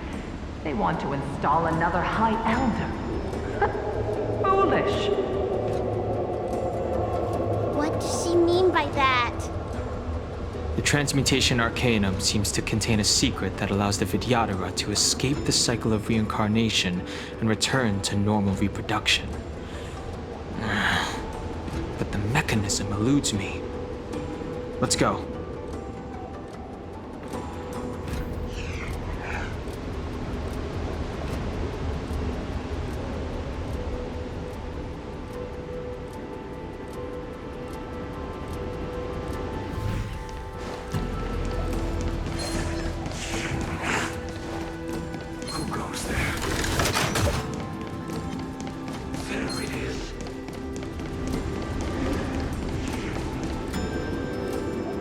Master Danfeng. Why did you disgrace yourself?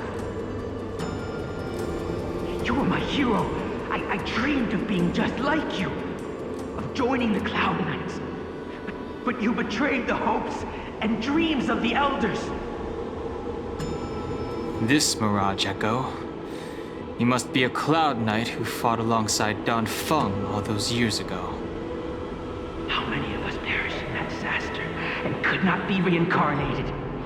And my leg was torn off by that abomination. Oh, the pain. The doctors at the Alchemy Commission said I have to reincarnate as soon as possible to avoid affecting my immortal life. But my poor comrades have no chance of returning to the ancient sea. You once told us that we should cherish every life cycle, and that you would use Cloudian magic to heal our wounds. But in the end, all you did was betray us.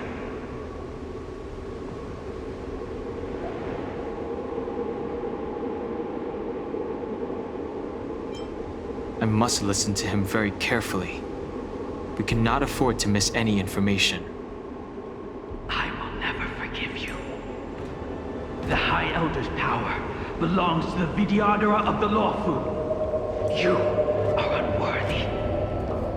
The Vidyadhara must not sever the High Elder succession tradition just because of you. Hand it over. Danheng, is this the price we pay for bearing the power of the High Elder? Carrying the weight of all these expectations. All this hatred. Before any of this transpires, you have enough time to prepare.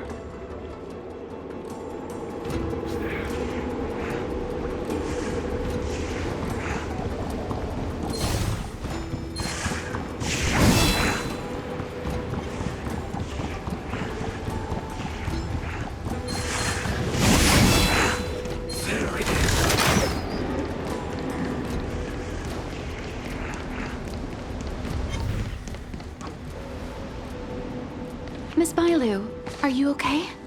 You were in there for such a long time. Luckily, I had Danheng and him to protect me all the way. If anyone's owed a thanks, it's them.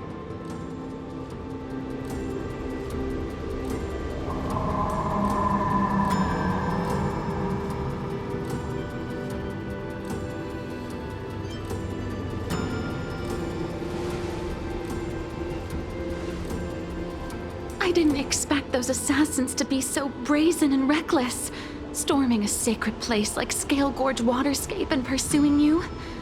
Rest assured, Miss Bailu, I'll report them to the elders and round them all up. Fortunately, the three of you were blessed by the gods. If anything had happened to you, it would have been a dereliction of duty on my part. Assassins? None of us mentioned that the danger involved assassins. How did you know that? Oh, it's because we were already attacked at the ferry, no? I was just worried that those people would try and attack you again. You said those assassins only came from Mr. Dan Heng, but the ones we met in the ruins were coming from me instead.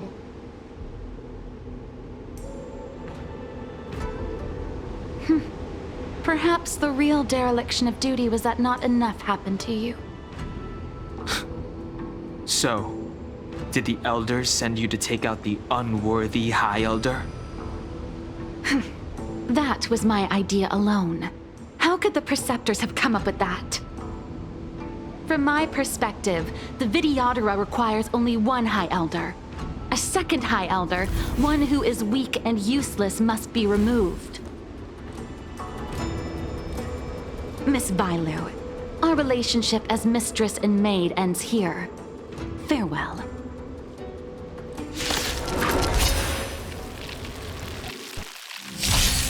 The strength. Awaken, dormant scales.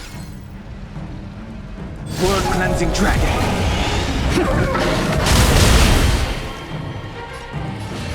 Heaven's surge.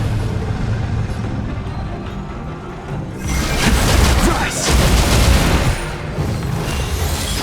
You don't look so good.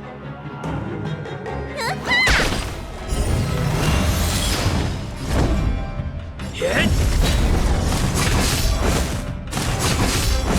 I sense a storm. Heaven's surge. Break! Need a doctor? Lance at the ready.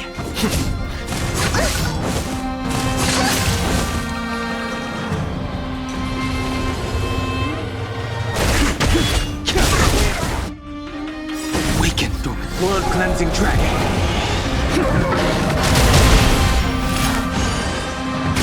Let me tend your wounds.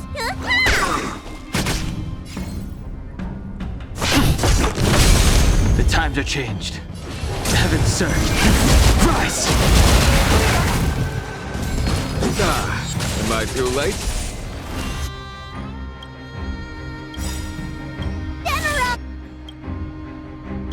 Oh, did you bring reinforcements? Reinforcements? I am the reinforcements. Lance ablaze. Lance! Forward! Time to show you. What's in your prescription? Nice teamwork. The strength.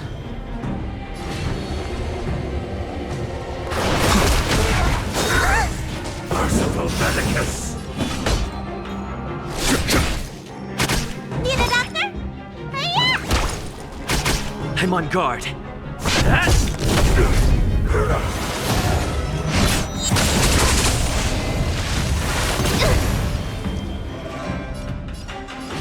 Heaven's surge. Break! Awaken, the world-cleansing dragon. Secret of the safe!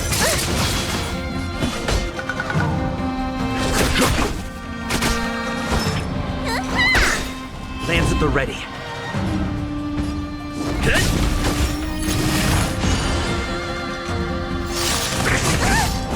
I sense a storm. Heaven's surge. Rise!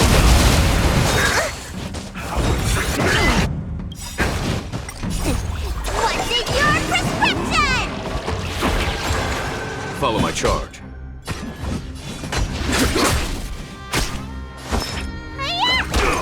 I'm on guard.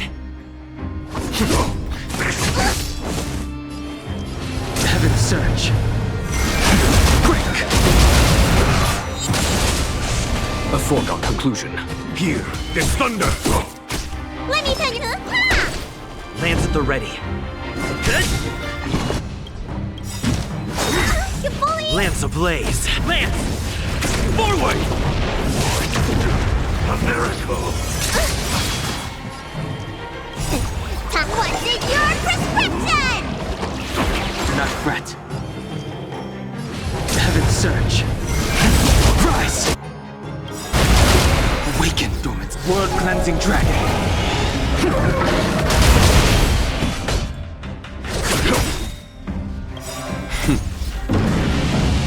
Show no mercy. Need a doctor?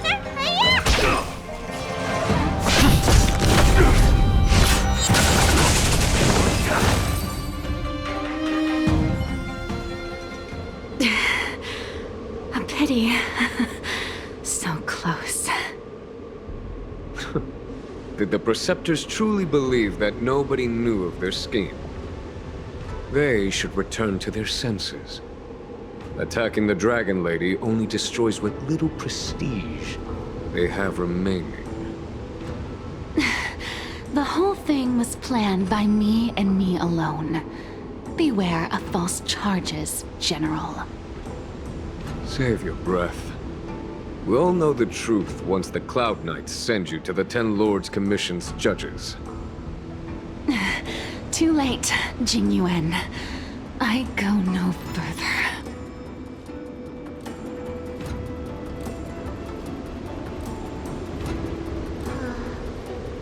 I always felt useless in the eyes of the elders. A false dragon who failed to inherit the power of the High Elder. And today I realized they'll use any means of removing me. Not all of the Vidyadhara harbor evil intentions. If you feel uneasy, Dragon Lady, the Seat of Divine Foresight can arrange for you to stay elsewhere. Thank you, General. I'd like to talk more with Danheng first. Very well. I will await all of you at the fair.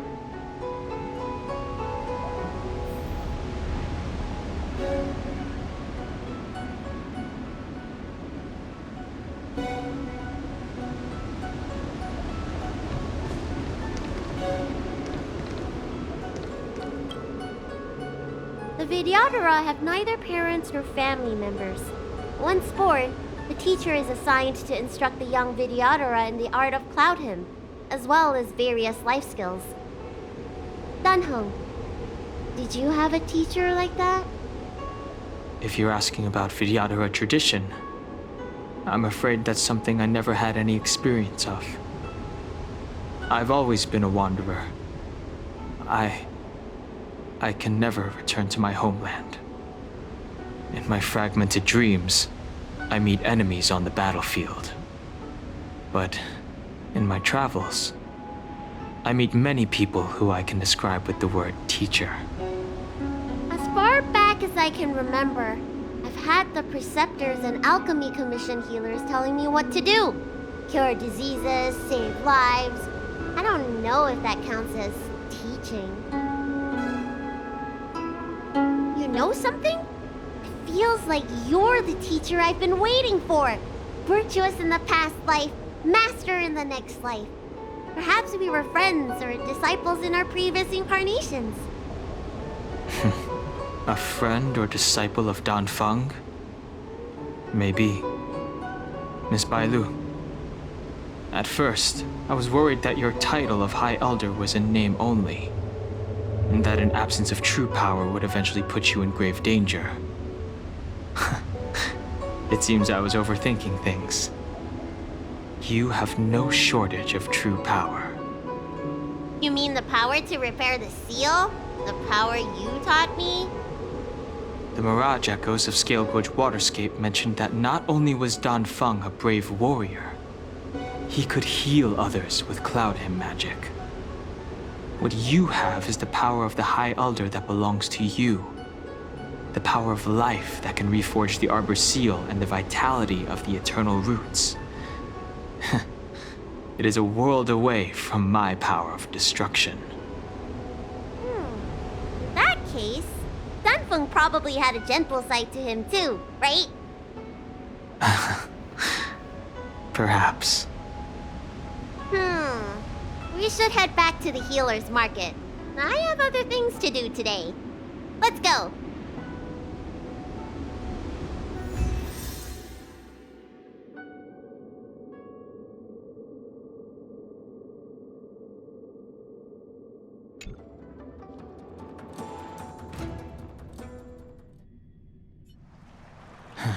Now that the seal is repaired, my affairs on the Xianzhou have drawn to an end. For the time being. Are you planning on staying on the Luofu? The banishment decree has been revoked, and the preceptors have regained an awareness of the situation. This is your chance to return to your homeland.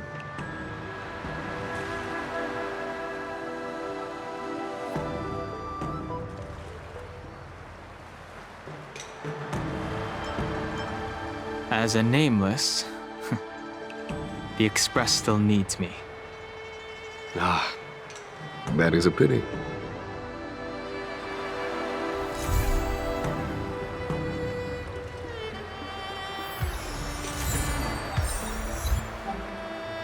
I think I should refrain from violating the healer's orders any further. The weariness is creeping up on me once again. Time to lie down.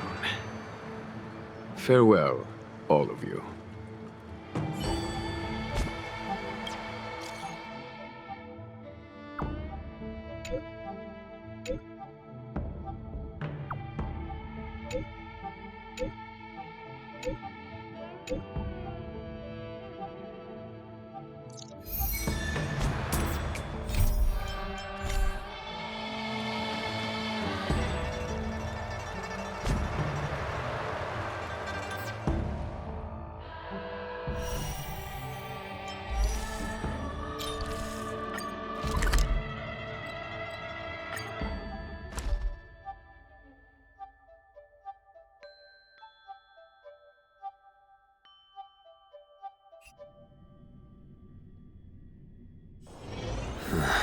Are there other matters?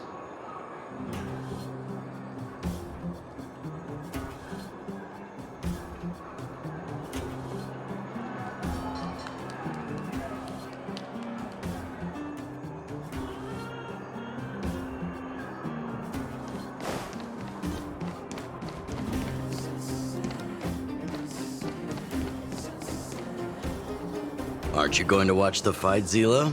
He's defending his championship title. Ugh, nah, I'll pass. It's not like anyone else has a chance with him around. You're right about that. I get it if you don't want to join in the fun. It's all the same after a while. Ah, what a rare moment of rest. Maybe I should find a spot to stretch my legs a bit too. Zila and Oleg. I wonder what they're talking about. I'll go ask them.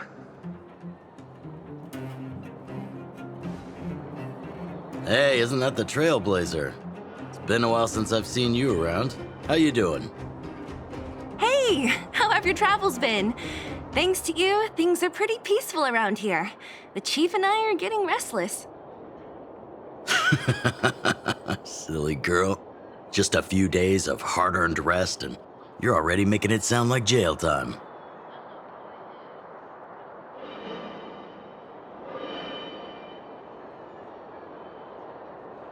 Oh, you heard us.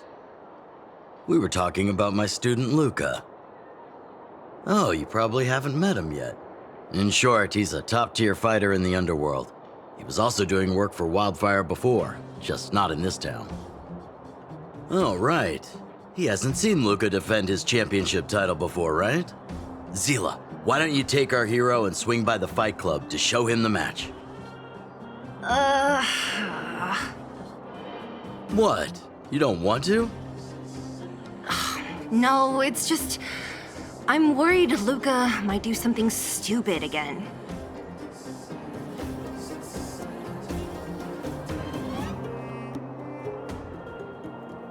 Oh, I remember now. Luca was defending his title once, and Zila was watching in the audience. The opponent for that fight was too weak. They went down with just a few punches. I don't know what got into Luca after that, but he said out loud that he wanted Zila to come up and fight him right there and then. Why don't we stop there, Chief? I'd rather not relive the moment. Okay, I'll stop. Anyway, that's what Luca's like. He forgets about himself once he's in the mood. But I trust Luca not to make the same mistake again. So, back to the original suggestion. Are you good to take him to the fight club, Zila? Ugh, fine. I'll take you there. That's more like it. The more friends, the merrier. I hope you can get along with my favorite student. Why does Luca always come sneaking back into town like this? I haven't seen him for a while. I hope he's grown up a bit since then.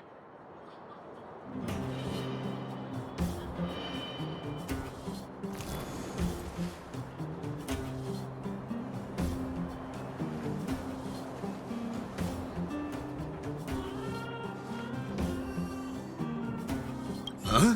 Hurry and run to the club now, otherwise the fight'll be over when you get there. Luca's opponents usually don't last long. Go!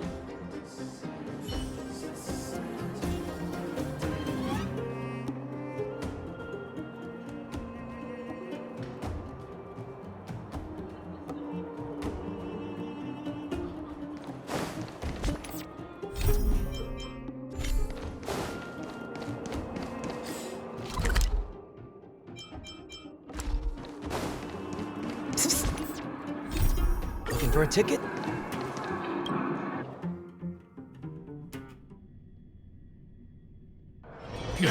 That's it. I give up. Friends of the Friends of Bellabog, the champion of the 1,761st Fighting King Challenge, 30 tournaments, 28 victories, the Boulder King of Fists, Luca!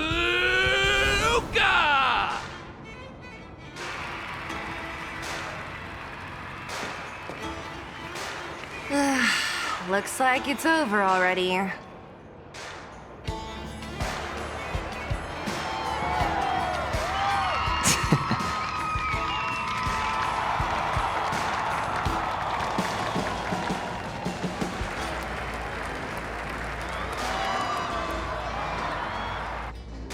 Hey, Zila!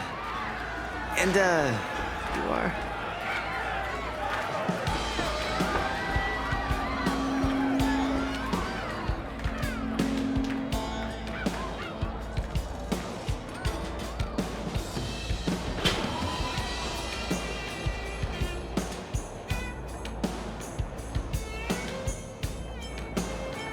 Oh, I forgot to introduce him. This is the Trailblazer. You must have heard of him before. Were you here just to see my fight? Well, I'm flattered. I just won a little fight in the cage. What you did was much bigger than that. Luca! Luca! Luca! Ugh, the crowd never gets tired, do they? Do you want to head outside? It's a bit loud for talking in here. See you next time, everyone. There are sparks yet to fly.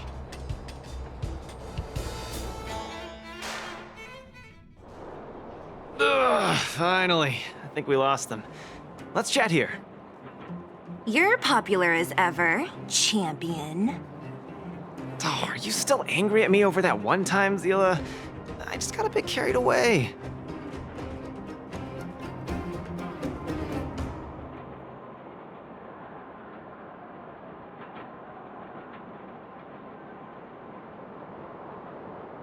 Of course not. 2 senior members of Wildfire duking it out in the Fight Club? That would be bad form. The mood was on fire that day, but the final match was over in just a few swings. Everyone wanted more. So in the heat of the moment, I just... Oh, come on. Don't hold that against me, Zila. I've always been impressed by you. I've wanted to spar with you for ages. Ugh, I don't fight for fun. Stop getting your hopes up. Anyway, now that you've dragged us out here, what did you want to talk about? Oh, yes. So I'm trying to get a plan going.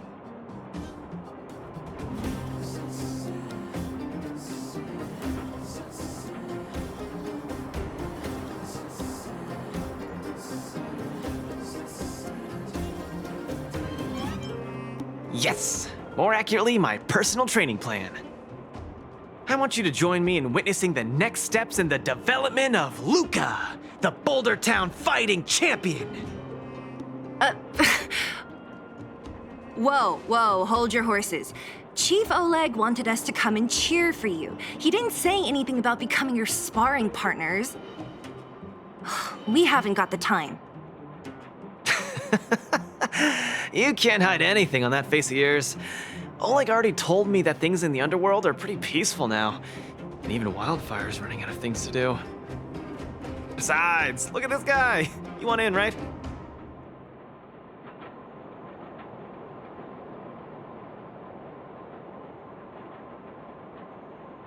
I knew it! Ugh, there's no stopping you once you've made up your mind. Fine, since he agreed, count me in too. Great, that's settled then. The training is on Svarog's turf. I heard about your achievements. You probably know that place like the back of your hand, right? Just let me know when you're ready and we can head over together.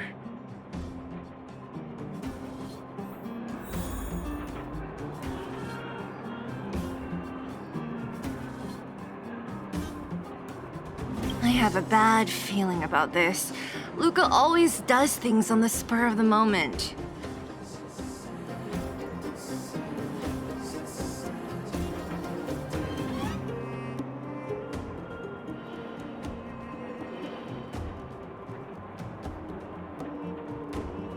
Maybe he's on a victory high? Or maybe not. Either way, it's classic Luca. Still, when it comes to fighting on the front lines, you can put your life in his hands. There's a dozen of us in Wildfire who are still in his debt, not to mention ordinary underworlders. That's a story for another day. I have no idea what he's up to this time. We'll just have to wait and see.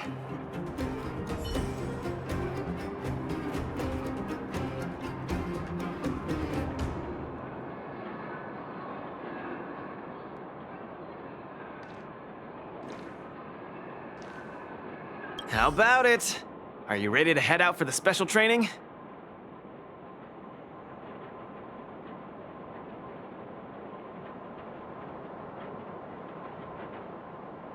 That was fast. Let's do it. Keep up, Zila. Don't fall behind. I don't need you to remind me. Let's go.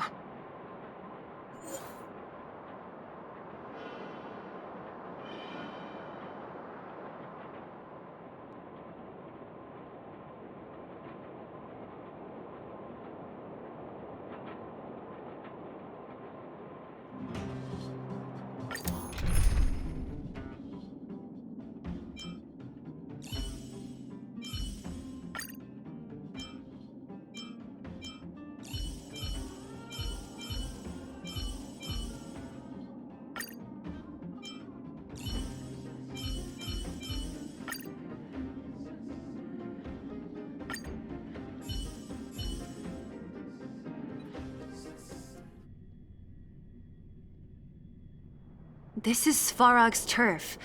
Where to now? Don't worry, just follow me. We need to find a mechanic called Cassidy first. I've hit him up before. This way.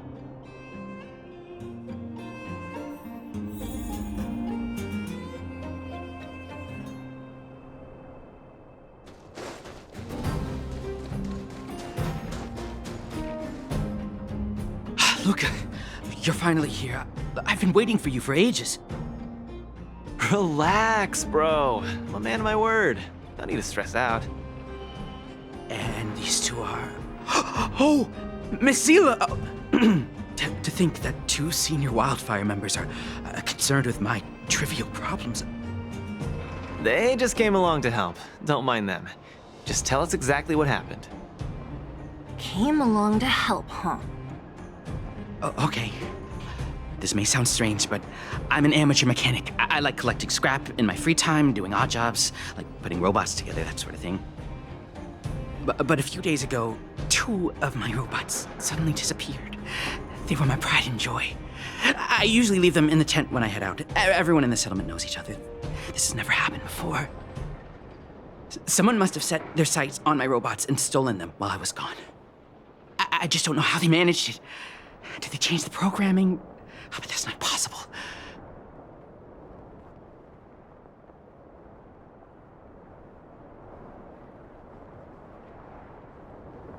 Hey, stop kidding around. Can't you tell I have a serious problem on my hands? I see. 2 robots. Do you have any clues? Any reasonable guesses? We need to have an opening to start the investigation.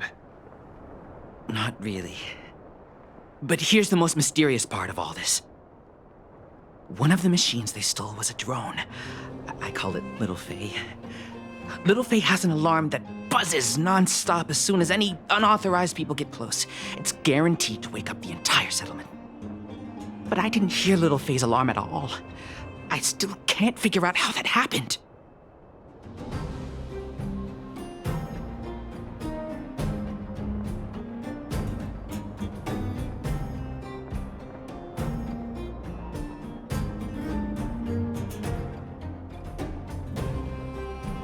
No way! Little Faye was shipshape, not a hitch nor glitch in sight. A drone that was supposed to sound an alarm suddenly went silent. Worth remembering. Anything else? Let me think. Oh, there is one other thing, but I don't know if it's useful. Little Faye also has a tracker. If it gets too far from Big Ben...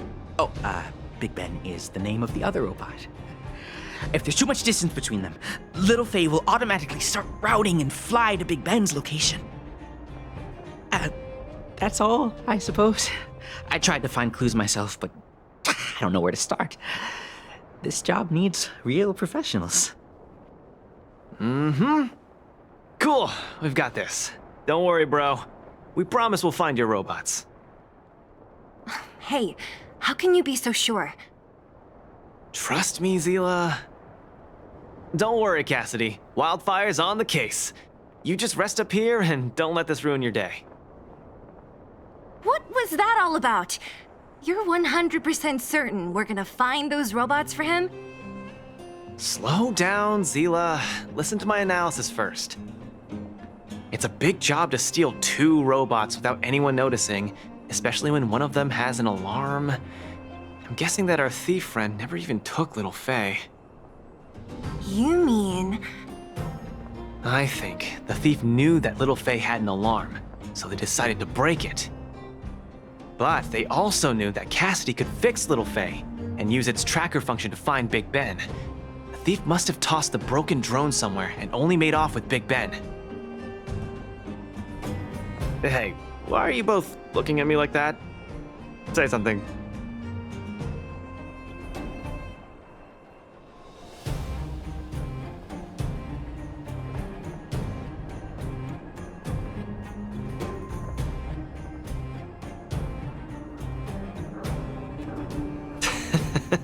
So, you agree with my reasoning, right?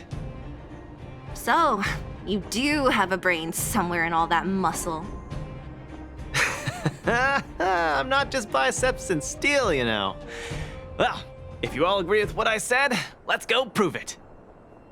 Missing drones are a bit of a regular occurrence down here. Come on, move those legs. Luca, do you often find stuff for other people? Seems like it. Kids always come to me when they lose stuff. No wonder. Man, this area is so run down. I wouldn't want to live here. The people living here don't want to either. But they've got no other choice. We can change that, right? Yeah.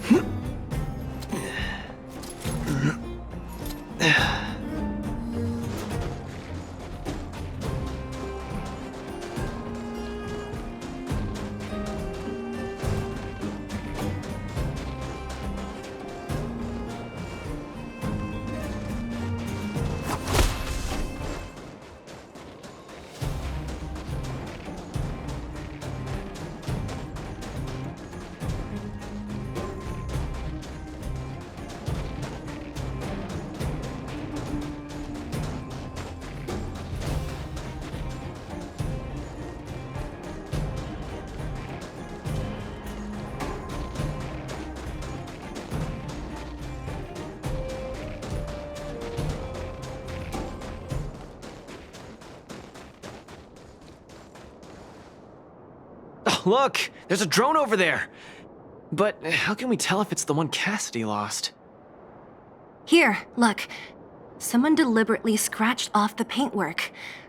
Didn't even do a good job of it. Oh, you're right. You've got a good eye, Zila. Whoever did it must have been in a hurry. We need to fix this little guy up. Can you lend a hand?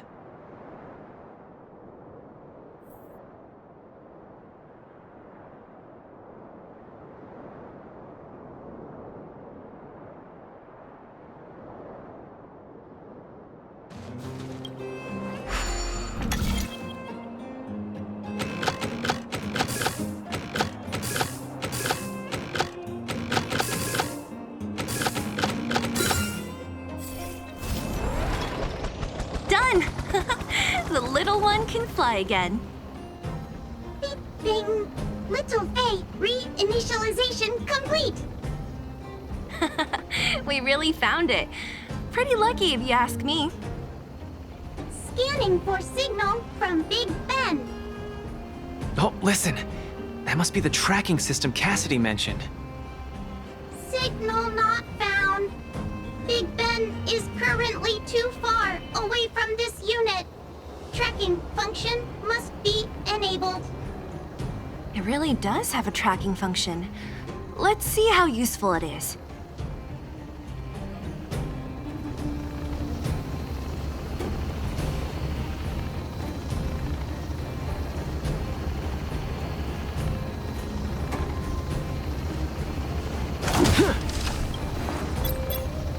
Hey, it's flying away! Follow it! Look, that fellow over there is acting pretty shifty. Hey, friend. What? Who's there? A red ribbon? What? Wildfire? Huh? How did you... I'm doing just fine. No monsters around here. Why don't you, go bother someone else? Shying away from honest work, indulging in petty crime. Of course you're doing just fine. I'm not sure this falls under petty crime, Zila. That whole robot he's got next to him. It's Big Ben, all right. Hold on a second. Who told you the name of this robot? Don't tell me it's... That's right. Cassidy sent us here. Hand over what you stole, or be prepared to face the fist of a champion. Fists of a champion, huh? I've come this far. I won't be able to show my face around here if news gets out. Do your worst. Big Ben, let's get him! Going all the way, huh? Enough talk then. Luca, let's get him! I was thinking the exact same thing. Here, let me punch some sense into you.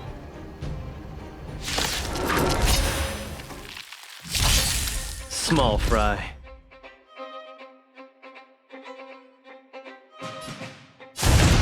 Step out of it. May as well kill them all. Give it up. You're no match for us. Time to say bye.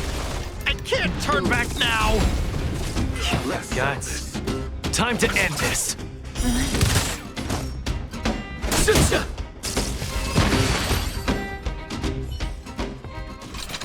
Spare me! Please, all of you. I shouldn't have stolen anything. I admit. Give me a second chance. You're admitting defeat? What happened to all that bravado you had a few moments ago? The Multamerville Warrior. The peerless Boulder Champion! Upholding justice and peace once again!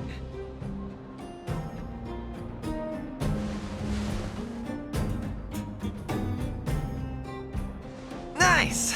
Our thieving friend surrendered, and Big Ben looks to be in one piece. The first step of the champion's training is complete. Huh?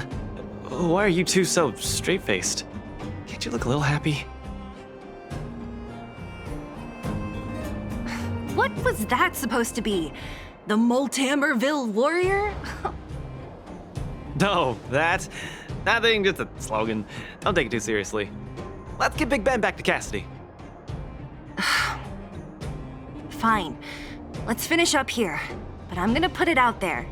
We're not gonna forget those lines of yours anytime soon.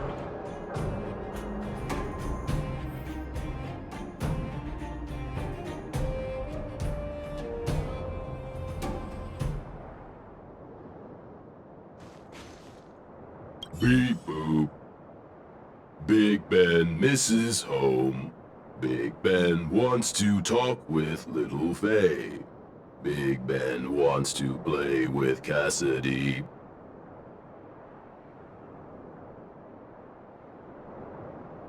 Go home. Go home. I'm sorry, please. I've learned my lesson.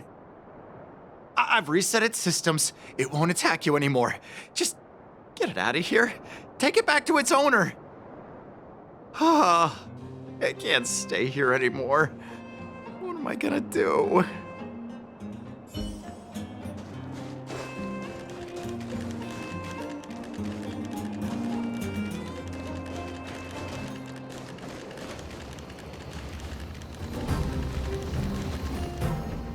Big Ben!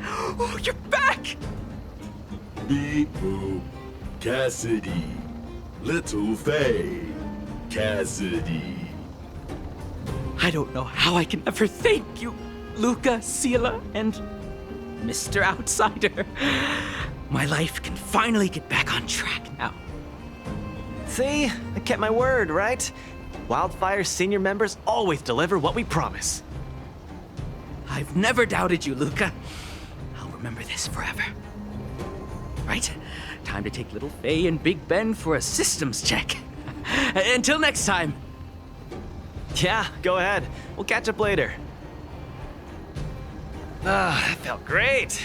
Such a wholesome feeling to help other people, don't you think? To be honest, I think you could have handled it yourself. You said this was the first step, right? So just how many steps does your training have exactly? 3. Just 3 steps. Trust me, it won't take too much of your time.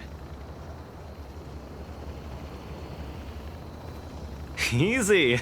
I'm about to tell you. Let's go! Next, we're gonna clear up all the Fragmentum cronies still left in this settlement. Huh? Fragmentum? But the settlement... Wasn't affected by Fragmentum, right? You're not wrong. The fissure here only recently opened up. Master Oleg got the intel from our network just yesterday. I asked him to leave this case to me. Perfect for the second step of our training, right? Ugh, like master, like student. I admire your attitude. In any case, if this concerns the Fragmentum, then there's no time to lose. Where are the monsters? Lead the way. Way ahead of you. Follow me.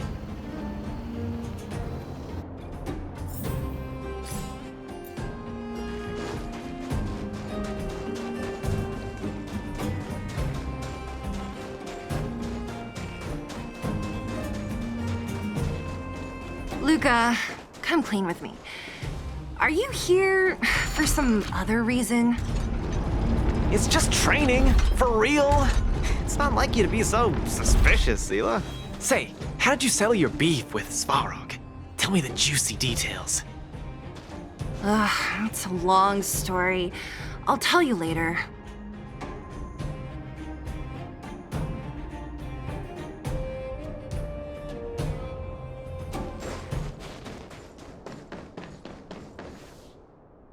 There's so many of them. Are you sure the fissure only recently opened up? Our intel should have been accurate. Seems like Boss Svarog must have let his guard down. These guys are messing up his turf. Enough talk. Let's clean up this area.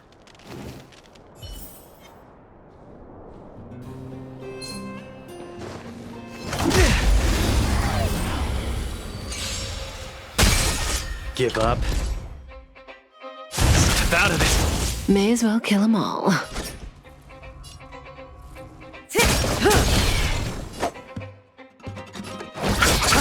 Stand still. More business, eh?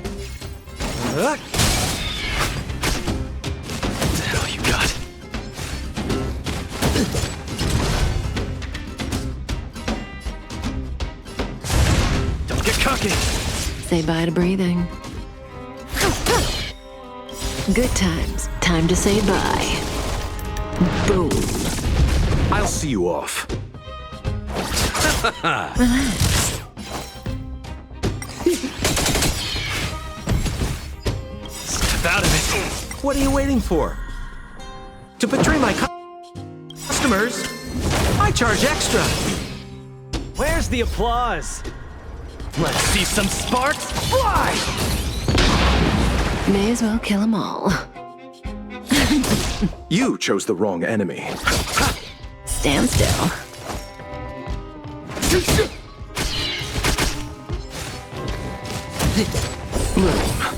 I owe you one, small fry.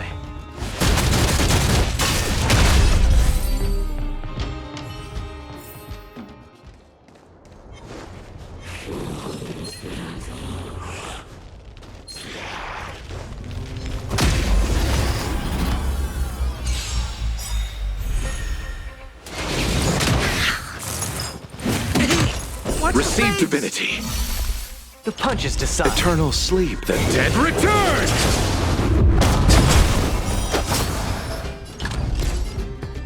Get cocky. Cutting the net. Relax.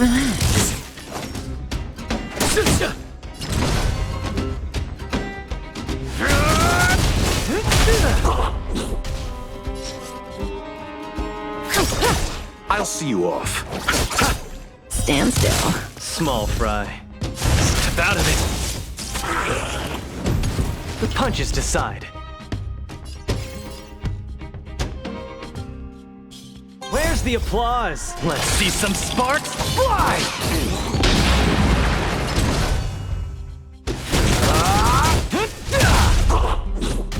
Say bye to breathing. Good times. Time to say bye. Boom.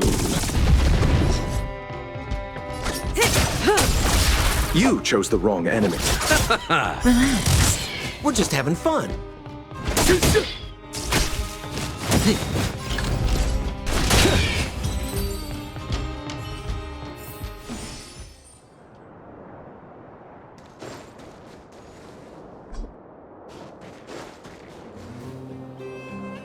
No wonder these minions are so active.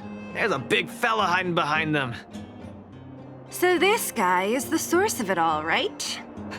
If we take him out, the fragmentum activity in this area should subside for a while. And Trial 2 will be complete. That's right. What's up? Starting to get into it, Zila? It's been too long since I had a good workout. This will be a nice warm-up. All right. We'll charge in once you're ready.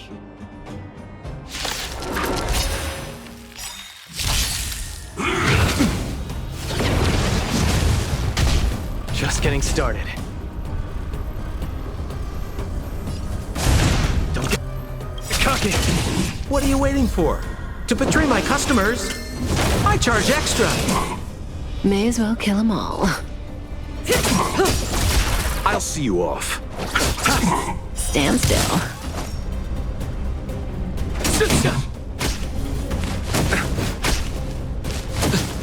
Receive divinity. I owe you one. Eternal the dead return!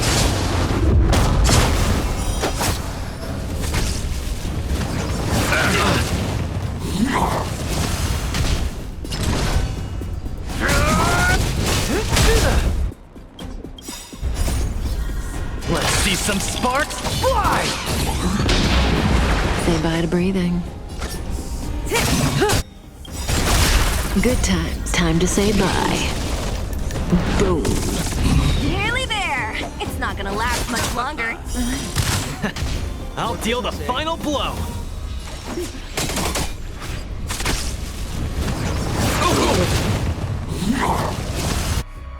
What are you waiting for? To betray my customers, I charge extra. Small fry.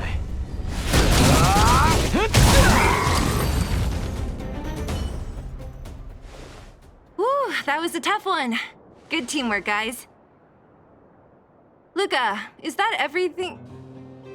The Multamerville Warrior. The peerless Boulder Champion. Defeater of evil throughout the world.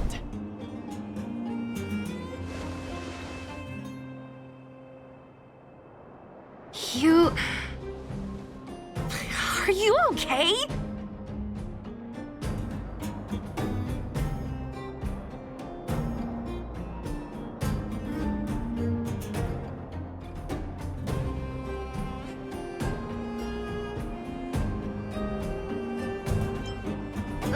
Don't copy him! Seriously, why are you so hyped up today?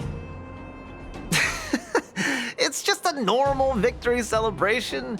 Don't need to be so alarmed. You call that normal? I might have let it slide if it was in the cage. On second thought, no. That was cringe even by Fight Club standards. Don't get so worked up, Zila. I'm thinking clearly. Plus, didn't we just get rid of another major threat to the underworld?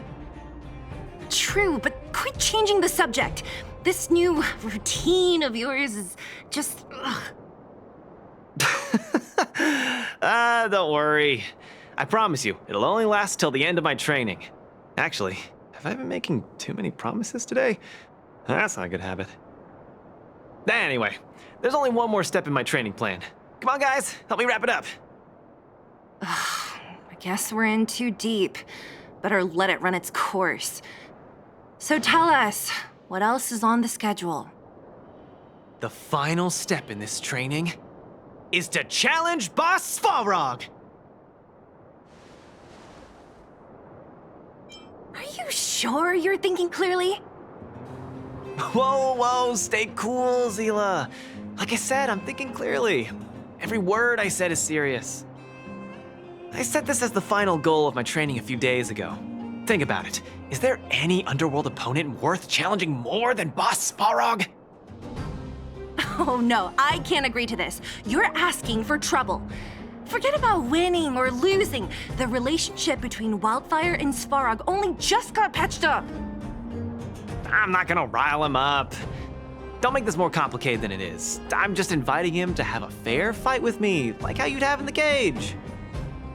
Are you mad? Svarog is a robot. He doesn't understand the rules of the cage. He's different from us. His fists are made of steel. That means we're evenly matched, right?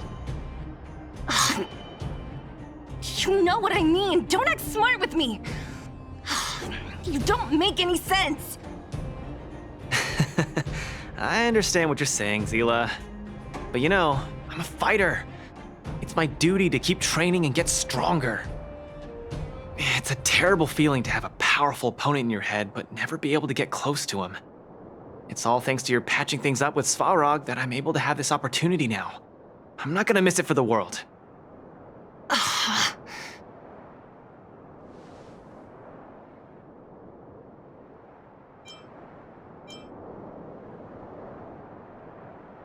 All right, fine. We'll go find Svarog and have a nice chat with him. Let me say this first. If he doesn't want to deal with you as a challenger, then we're getting out of there ASAP.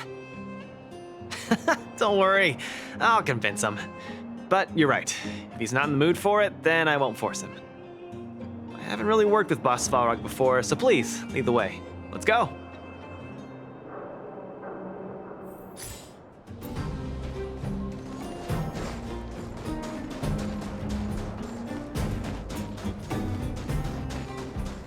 Luca, you...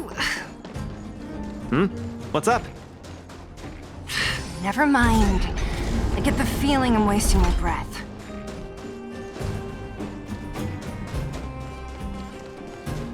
Have you talked to Oleg about going to see Svarog? That's all you want to ask? I don't necessarily tell Master Oleg everything, you know.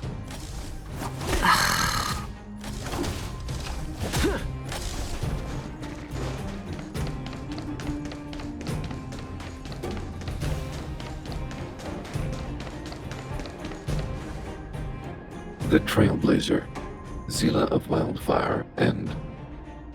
Hey! Hey, in honor to meet you, Boss Svarog, I'm Luca, a senior member of Wildfire, just like Zila. Accessing backend database. Querying. Query complete. Luca, born in Maltamerville, winner of the 28th Bouldertown Fight King Challenge, beloved student of Oleg, acting chief of Wildfire. Oh, wow, impressive! Thank you for saving me the self-introduction. Luca of Wildfire, what is the purpose of your visit? Straight to the point, just the way I like it. I'm here to challenge you, Boss Svarog. Challenge. Intent unclear. Outsider, Zila of Wildfire, can you provide an explanation?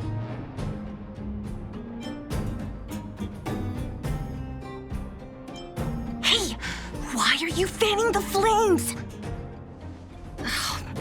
He's the one who came up with this idea. It's up to you to accept it or not, Svarog. Yep, it's not that complicated. I just want to go a few rounds with the one everyone agrees is the most powerful in the underworld and see where I stand. What do you say? Are you interested? Evaluating. Intention unclear. Enmity level 0. Lie detection passed. Evaluation completed.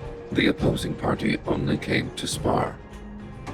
I agree to fight you, Luca of Wildfire. Huh? Hold on. You agree? If weapons and gun barrels are unused for prolonged periods of time, the risk of rust damages increases. Periodic use will reduce such risk and extend the life of these components. What? That's the worst excuse I've ever heard. See, I told you I could convince him. You could be our referee, Zila. You know the rules of the club, inside out. Fine, I get it. If you insist.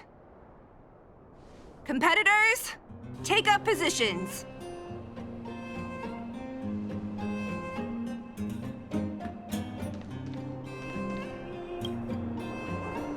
I'm ready, Svarog. We can start anytime. I too have a question, Luca of Wildfire. How did you acquire your mechanical arm? I'm honored to be one of the things in the underworld that even you don't know about. This arm? Well, it's not that exciting. It's all because I got distracted in a defense campaign. I can't even remember the date of that fight. More importantly, it was only after losing my arm that I found the meaning of life. What it really feels like to be alive. That's why I'm standing here right now, to feel alive. And also for everyone who put their hope and faith in me. Excellent answer. I will treat this challenge seriously, Luca of Wildfire. In the blue corner, Svarog from the Robot Settlement. Are you ready? Ready. In the red corner, Luca from Multimerville. Are you ready? Whenever you are. Okay, this is a no-holds-barred contest. 1 round only. Victory will be declared when one contestant submits, or the fight is stopped by the referee. All right, fight! Let's see some sparks fly.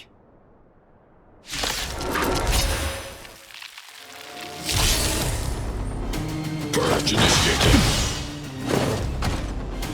Executing operation. Step out of it. Ha! Finally! An opponent that can take the punches head on! Strike, but not enough to break my defenses. That's why they call you Boss Svarog. How about this? Executing annihilation. Shot. Executing operation. Not bad. Red contestant down. 10, 9, 8, 7. No way. I'm a long way from tapping out. Let's go. Push forward. Analysis complete. Now we're talking. Module purge initiated. Calculating result. Get cocky! Where's the applause? Let's see some sparks fly! Executing operation. Fighting. The winner has been decided. Enough, Luca! Let's end it here! No! It's not over. I must show you. Back in the ring.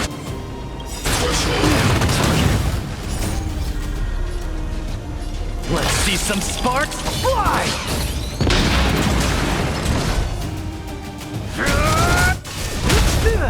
You make a strong impression, Luca of Wildfire. I will remember this fight. Thanks. But it's not over. Calculating result. Gotta keep fighting.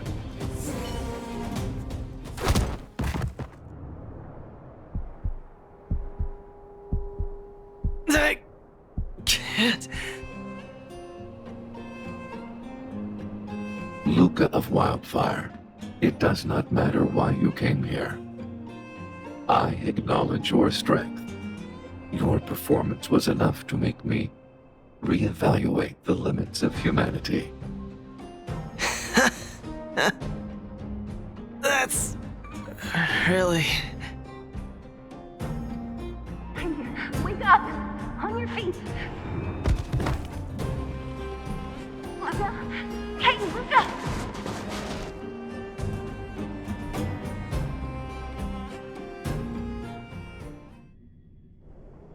Luca, can you hear me?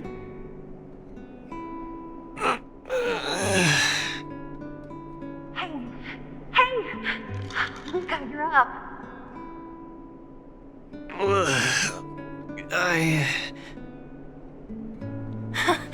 You're finally awake. You've been out for the whole day. We were really worried. Don't worry, Zila. Like I said, it was just the exhaustion.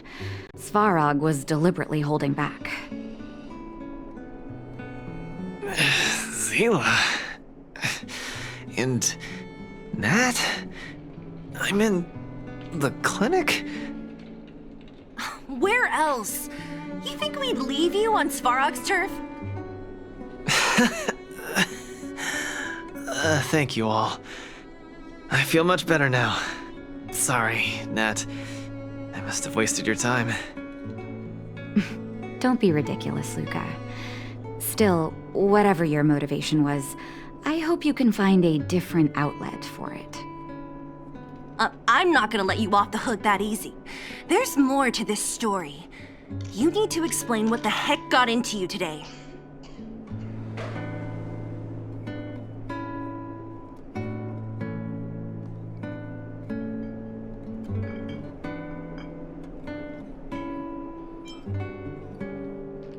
The one good thing about you losing is that we didn't have to hear it again. You're always so serious. I've said it before. This is my Oh, slow down. You haven't completely recovered. Zila, don't pressure him. Let him rest. Thanks, Nat, but I'm almost recovered. I have some things to do. Hey, where do you think you're... Let him go, Zila. I really don't get him.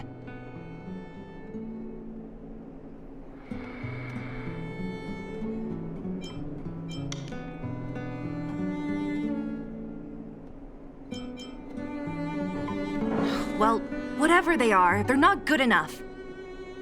If he never intended to explain anything to us, why did he drag us along? No, this is too weird.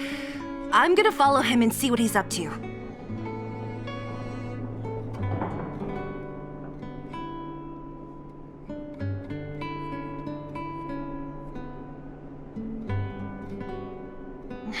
I can't just let it go. Luca didn't used to be like this.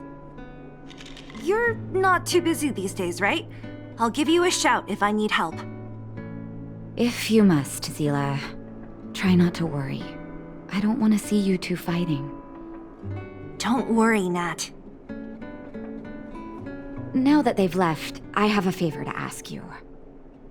It's easy for Luca to get ahead of himself sometimes, but I've never seen him this headstrong. It does make me wonder. Could you ask Oleg how Luca's been recently? I haven't seen much of him lately. It's hard for me to get the full picture.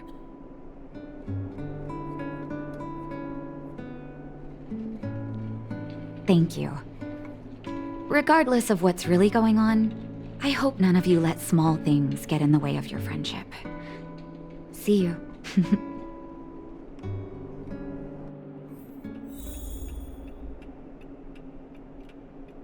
Please, go ask Oleg about this. Don't let small things get in the way of your friendship.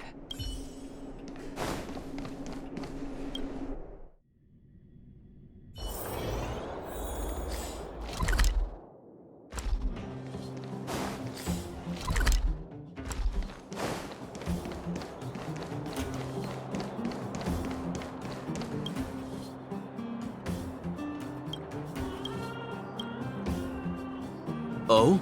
My student. Did something happen recently?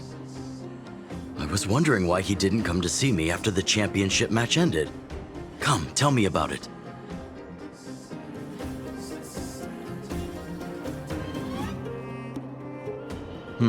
That does sound a little strange. Luca usually doesn't push himself so far. Huh. He may be a tough guy on the surface, but he's got his secrets.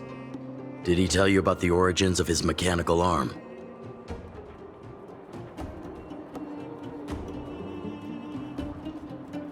Ah, then he probably didn't describe the scene in detail. That was 6, 7 years ago? I was patrolling with some comrades in the neighboring town of Multamerville. We passed an ordinary mechanic's shop. There was a serious-looking fella looking after the shop. He was probably a few years younger than me, but his hair and beard were white as snow. There was a young lad doing odd jobs. He looked pretty exhausted.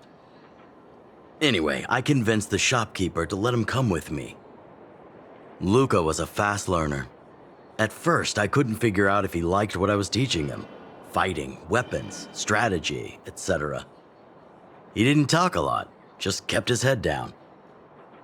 Then, about a year after I took him in, Luca lost one of his arms while rescuing townsfolk from the Fragmentum in Multamerville.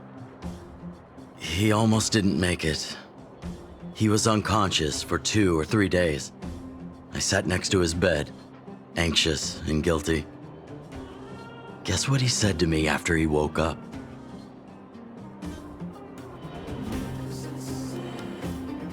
Master, I feel great. He had bandages all over his body. Most of his wounds hadn't healed yet. But it was the first time he'd ever smiled at me. I still remember that expression.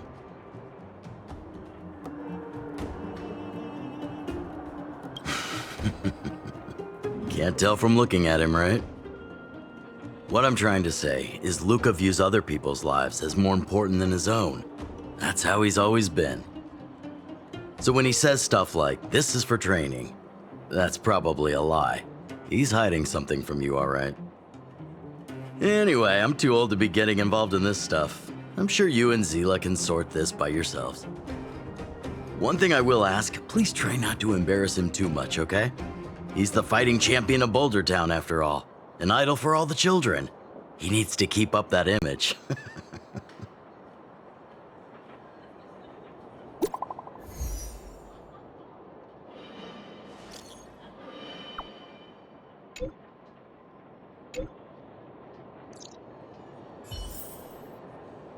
What wind blew you this way, outsider?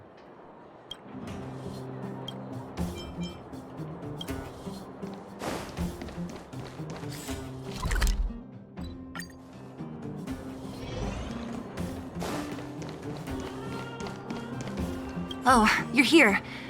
Come on.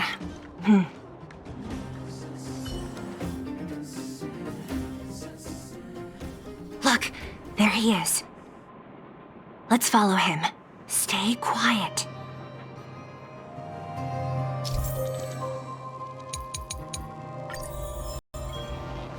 Whew, thank goodness we didn't lose him. Quick, let's keep up the chase.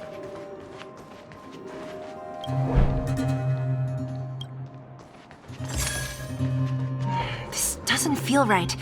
Hey, let's hide for a bit.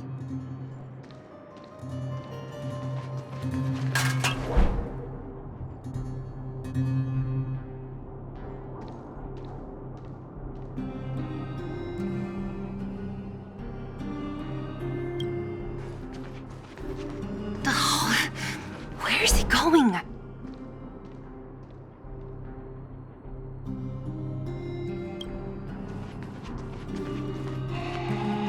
This doesn't feel right.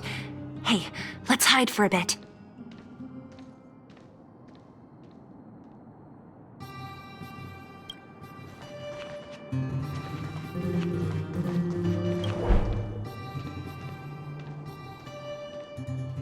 Wait, that's... Hook!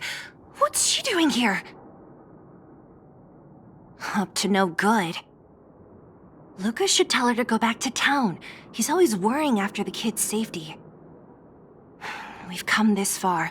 We can't let this kid ruin everything. Shh! She's coming this way.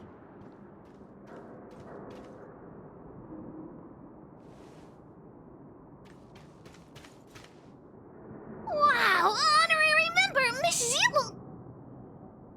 Shh! Be quiet! You almost exposed us! Why are you sneaking around like this?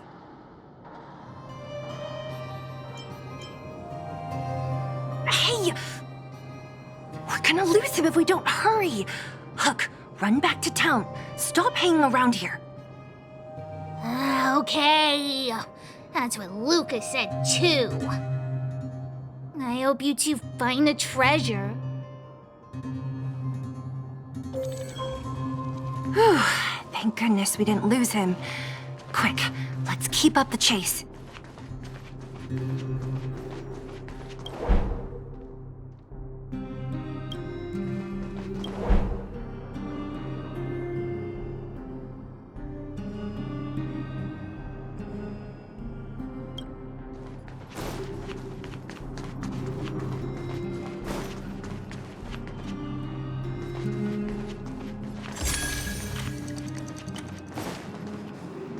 This doesn't feel right.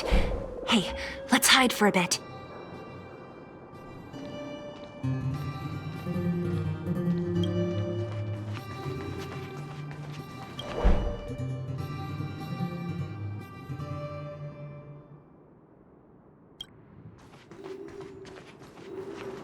This doesn't feel right. Hey, let's hide for a bit.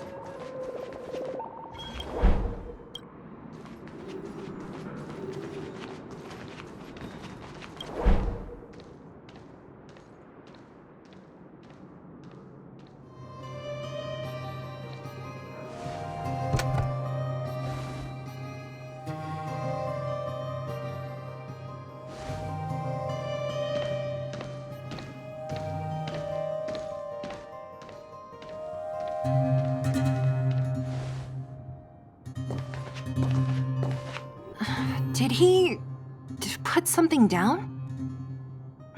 Let's go have a look.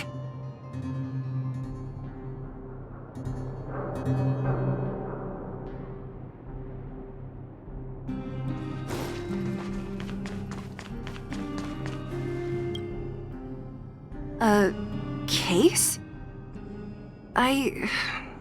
For some reason, I feel like...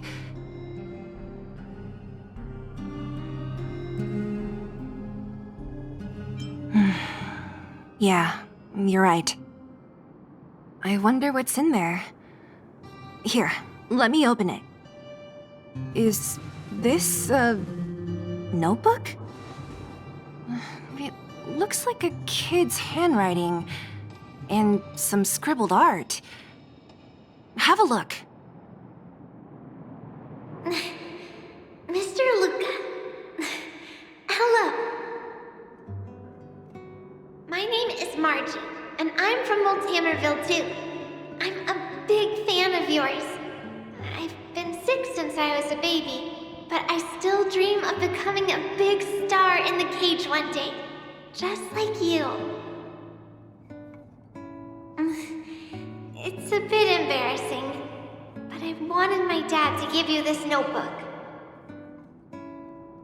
I wanted to tell you that you've inspired me to keep working hard and achieve my goal, even if it's hard to reach. When I become a fighter as awesome as you, I'm gonna do my best to help people in the underworld. I want to team up with my friends and help everyone together so they can smile again. I'll listen to their thanks and then yell out my winning slogan. The Multamerville Warrior, the peerless Boulder Champion. Upholding justice and peace once again. Then I want to chase away all the bad things hurting everyone. I'll go with my friends and clear out all the scary monsters. I'll make the underworld safe, and then yell out my other winning slogan. The Multamerville Warrior, the peerless Boulder Champion.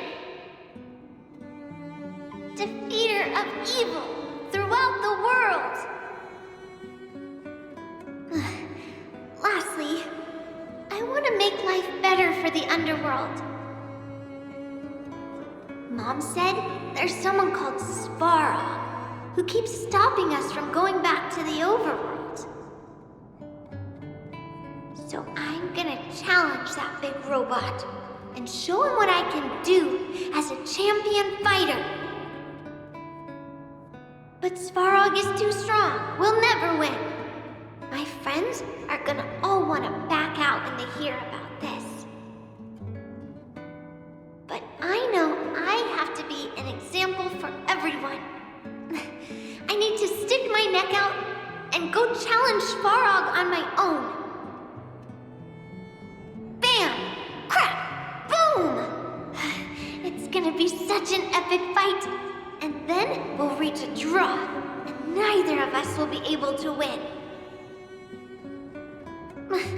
But Svarog will acknowledge my strength and be willing to listen to the Underworlders. So, it'll be a happy ending. My friends will clap, and all the people suffering will be free. But all that is just my dream. I don't know how long it's gonna be till it becomes reality. I'm lying in bed sick right now. But as long as Mr. Luca is around, I won't be scared. I remember everything you said to encourage me. Before becoming a champion, I want to defeat this illness first. Then, I need to learn how to stand, walk, and exercise again. Until I achieve all my dreams. I hope... no. I believe Mr. Luca will support me till the end. Right?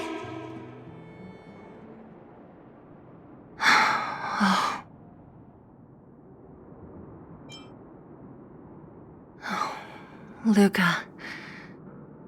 I think I get it now. Maybe we should forget about all this. What do you say?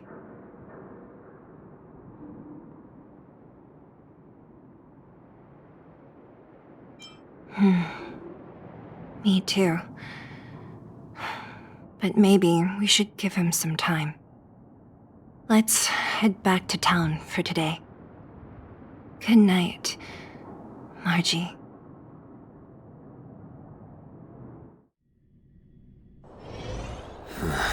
Are there other matters?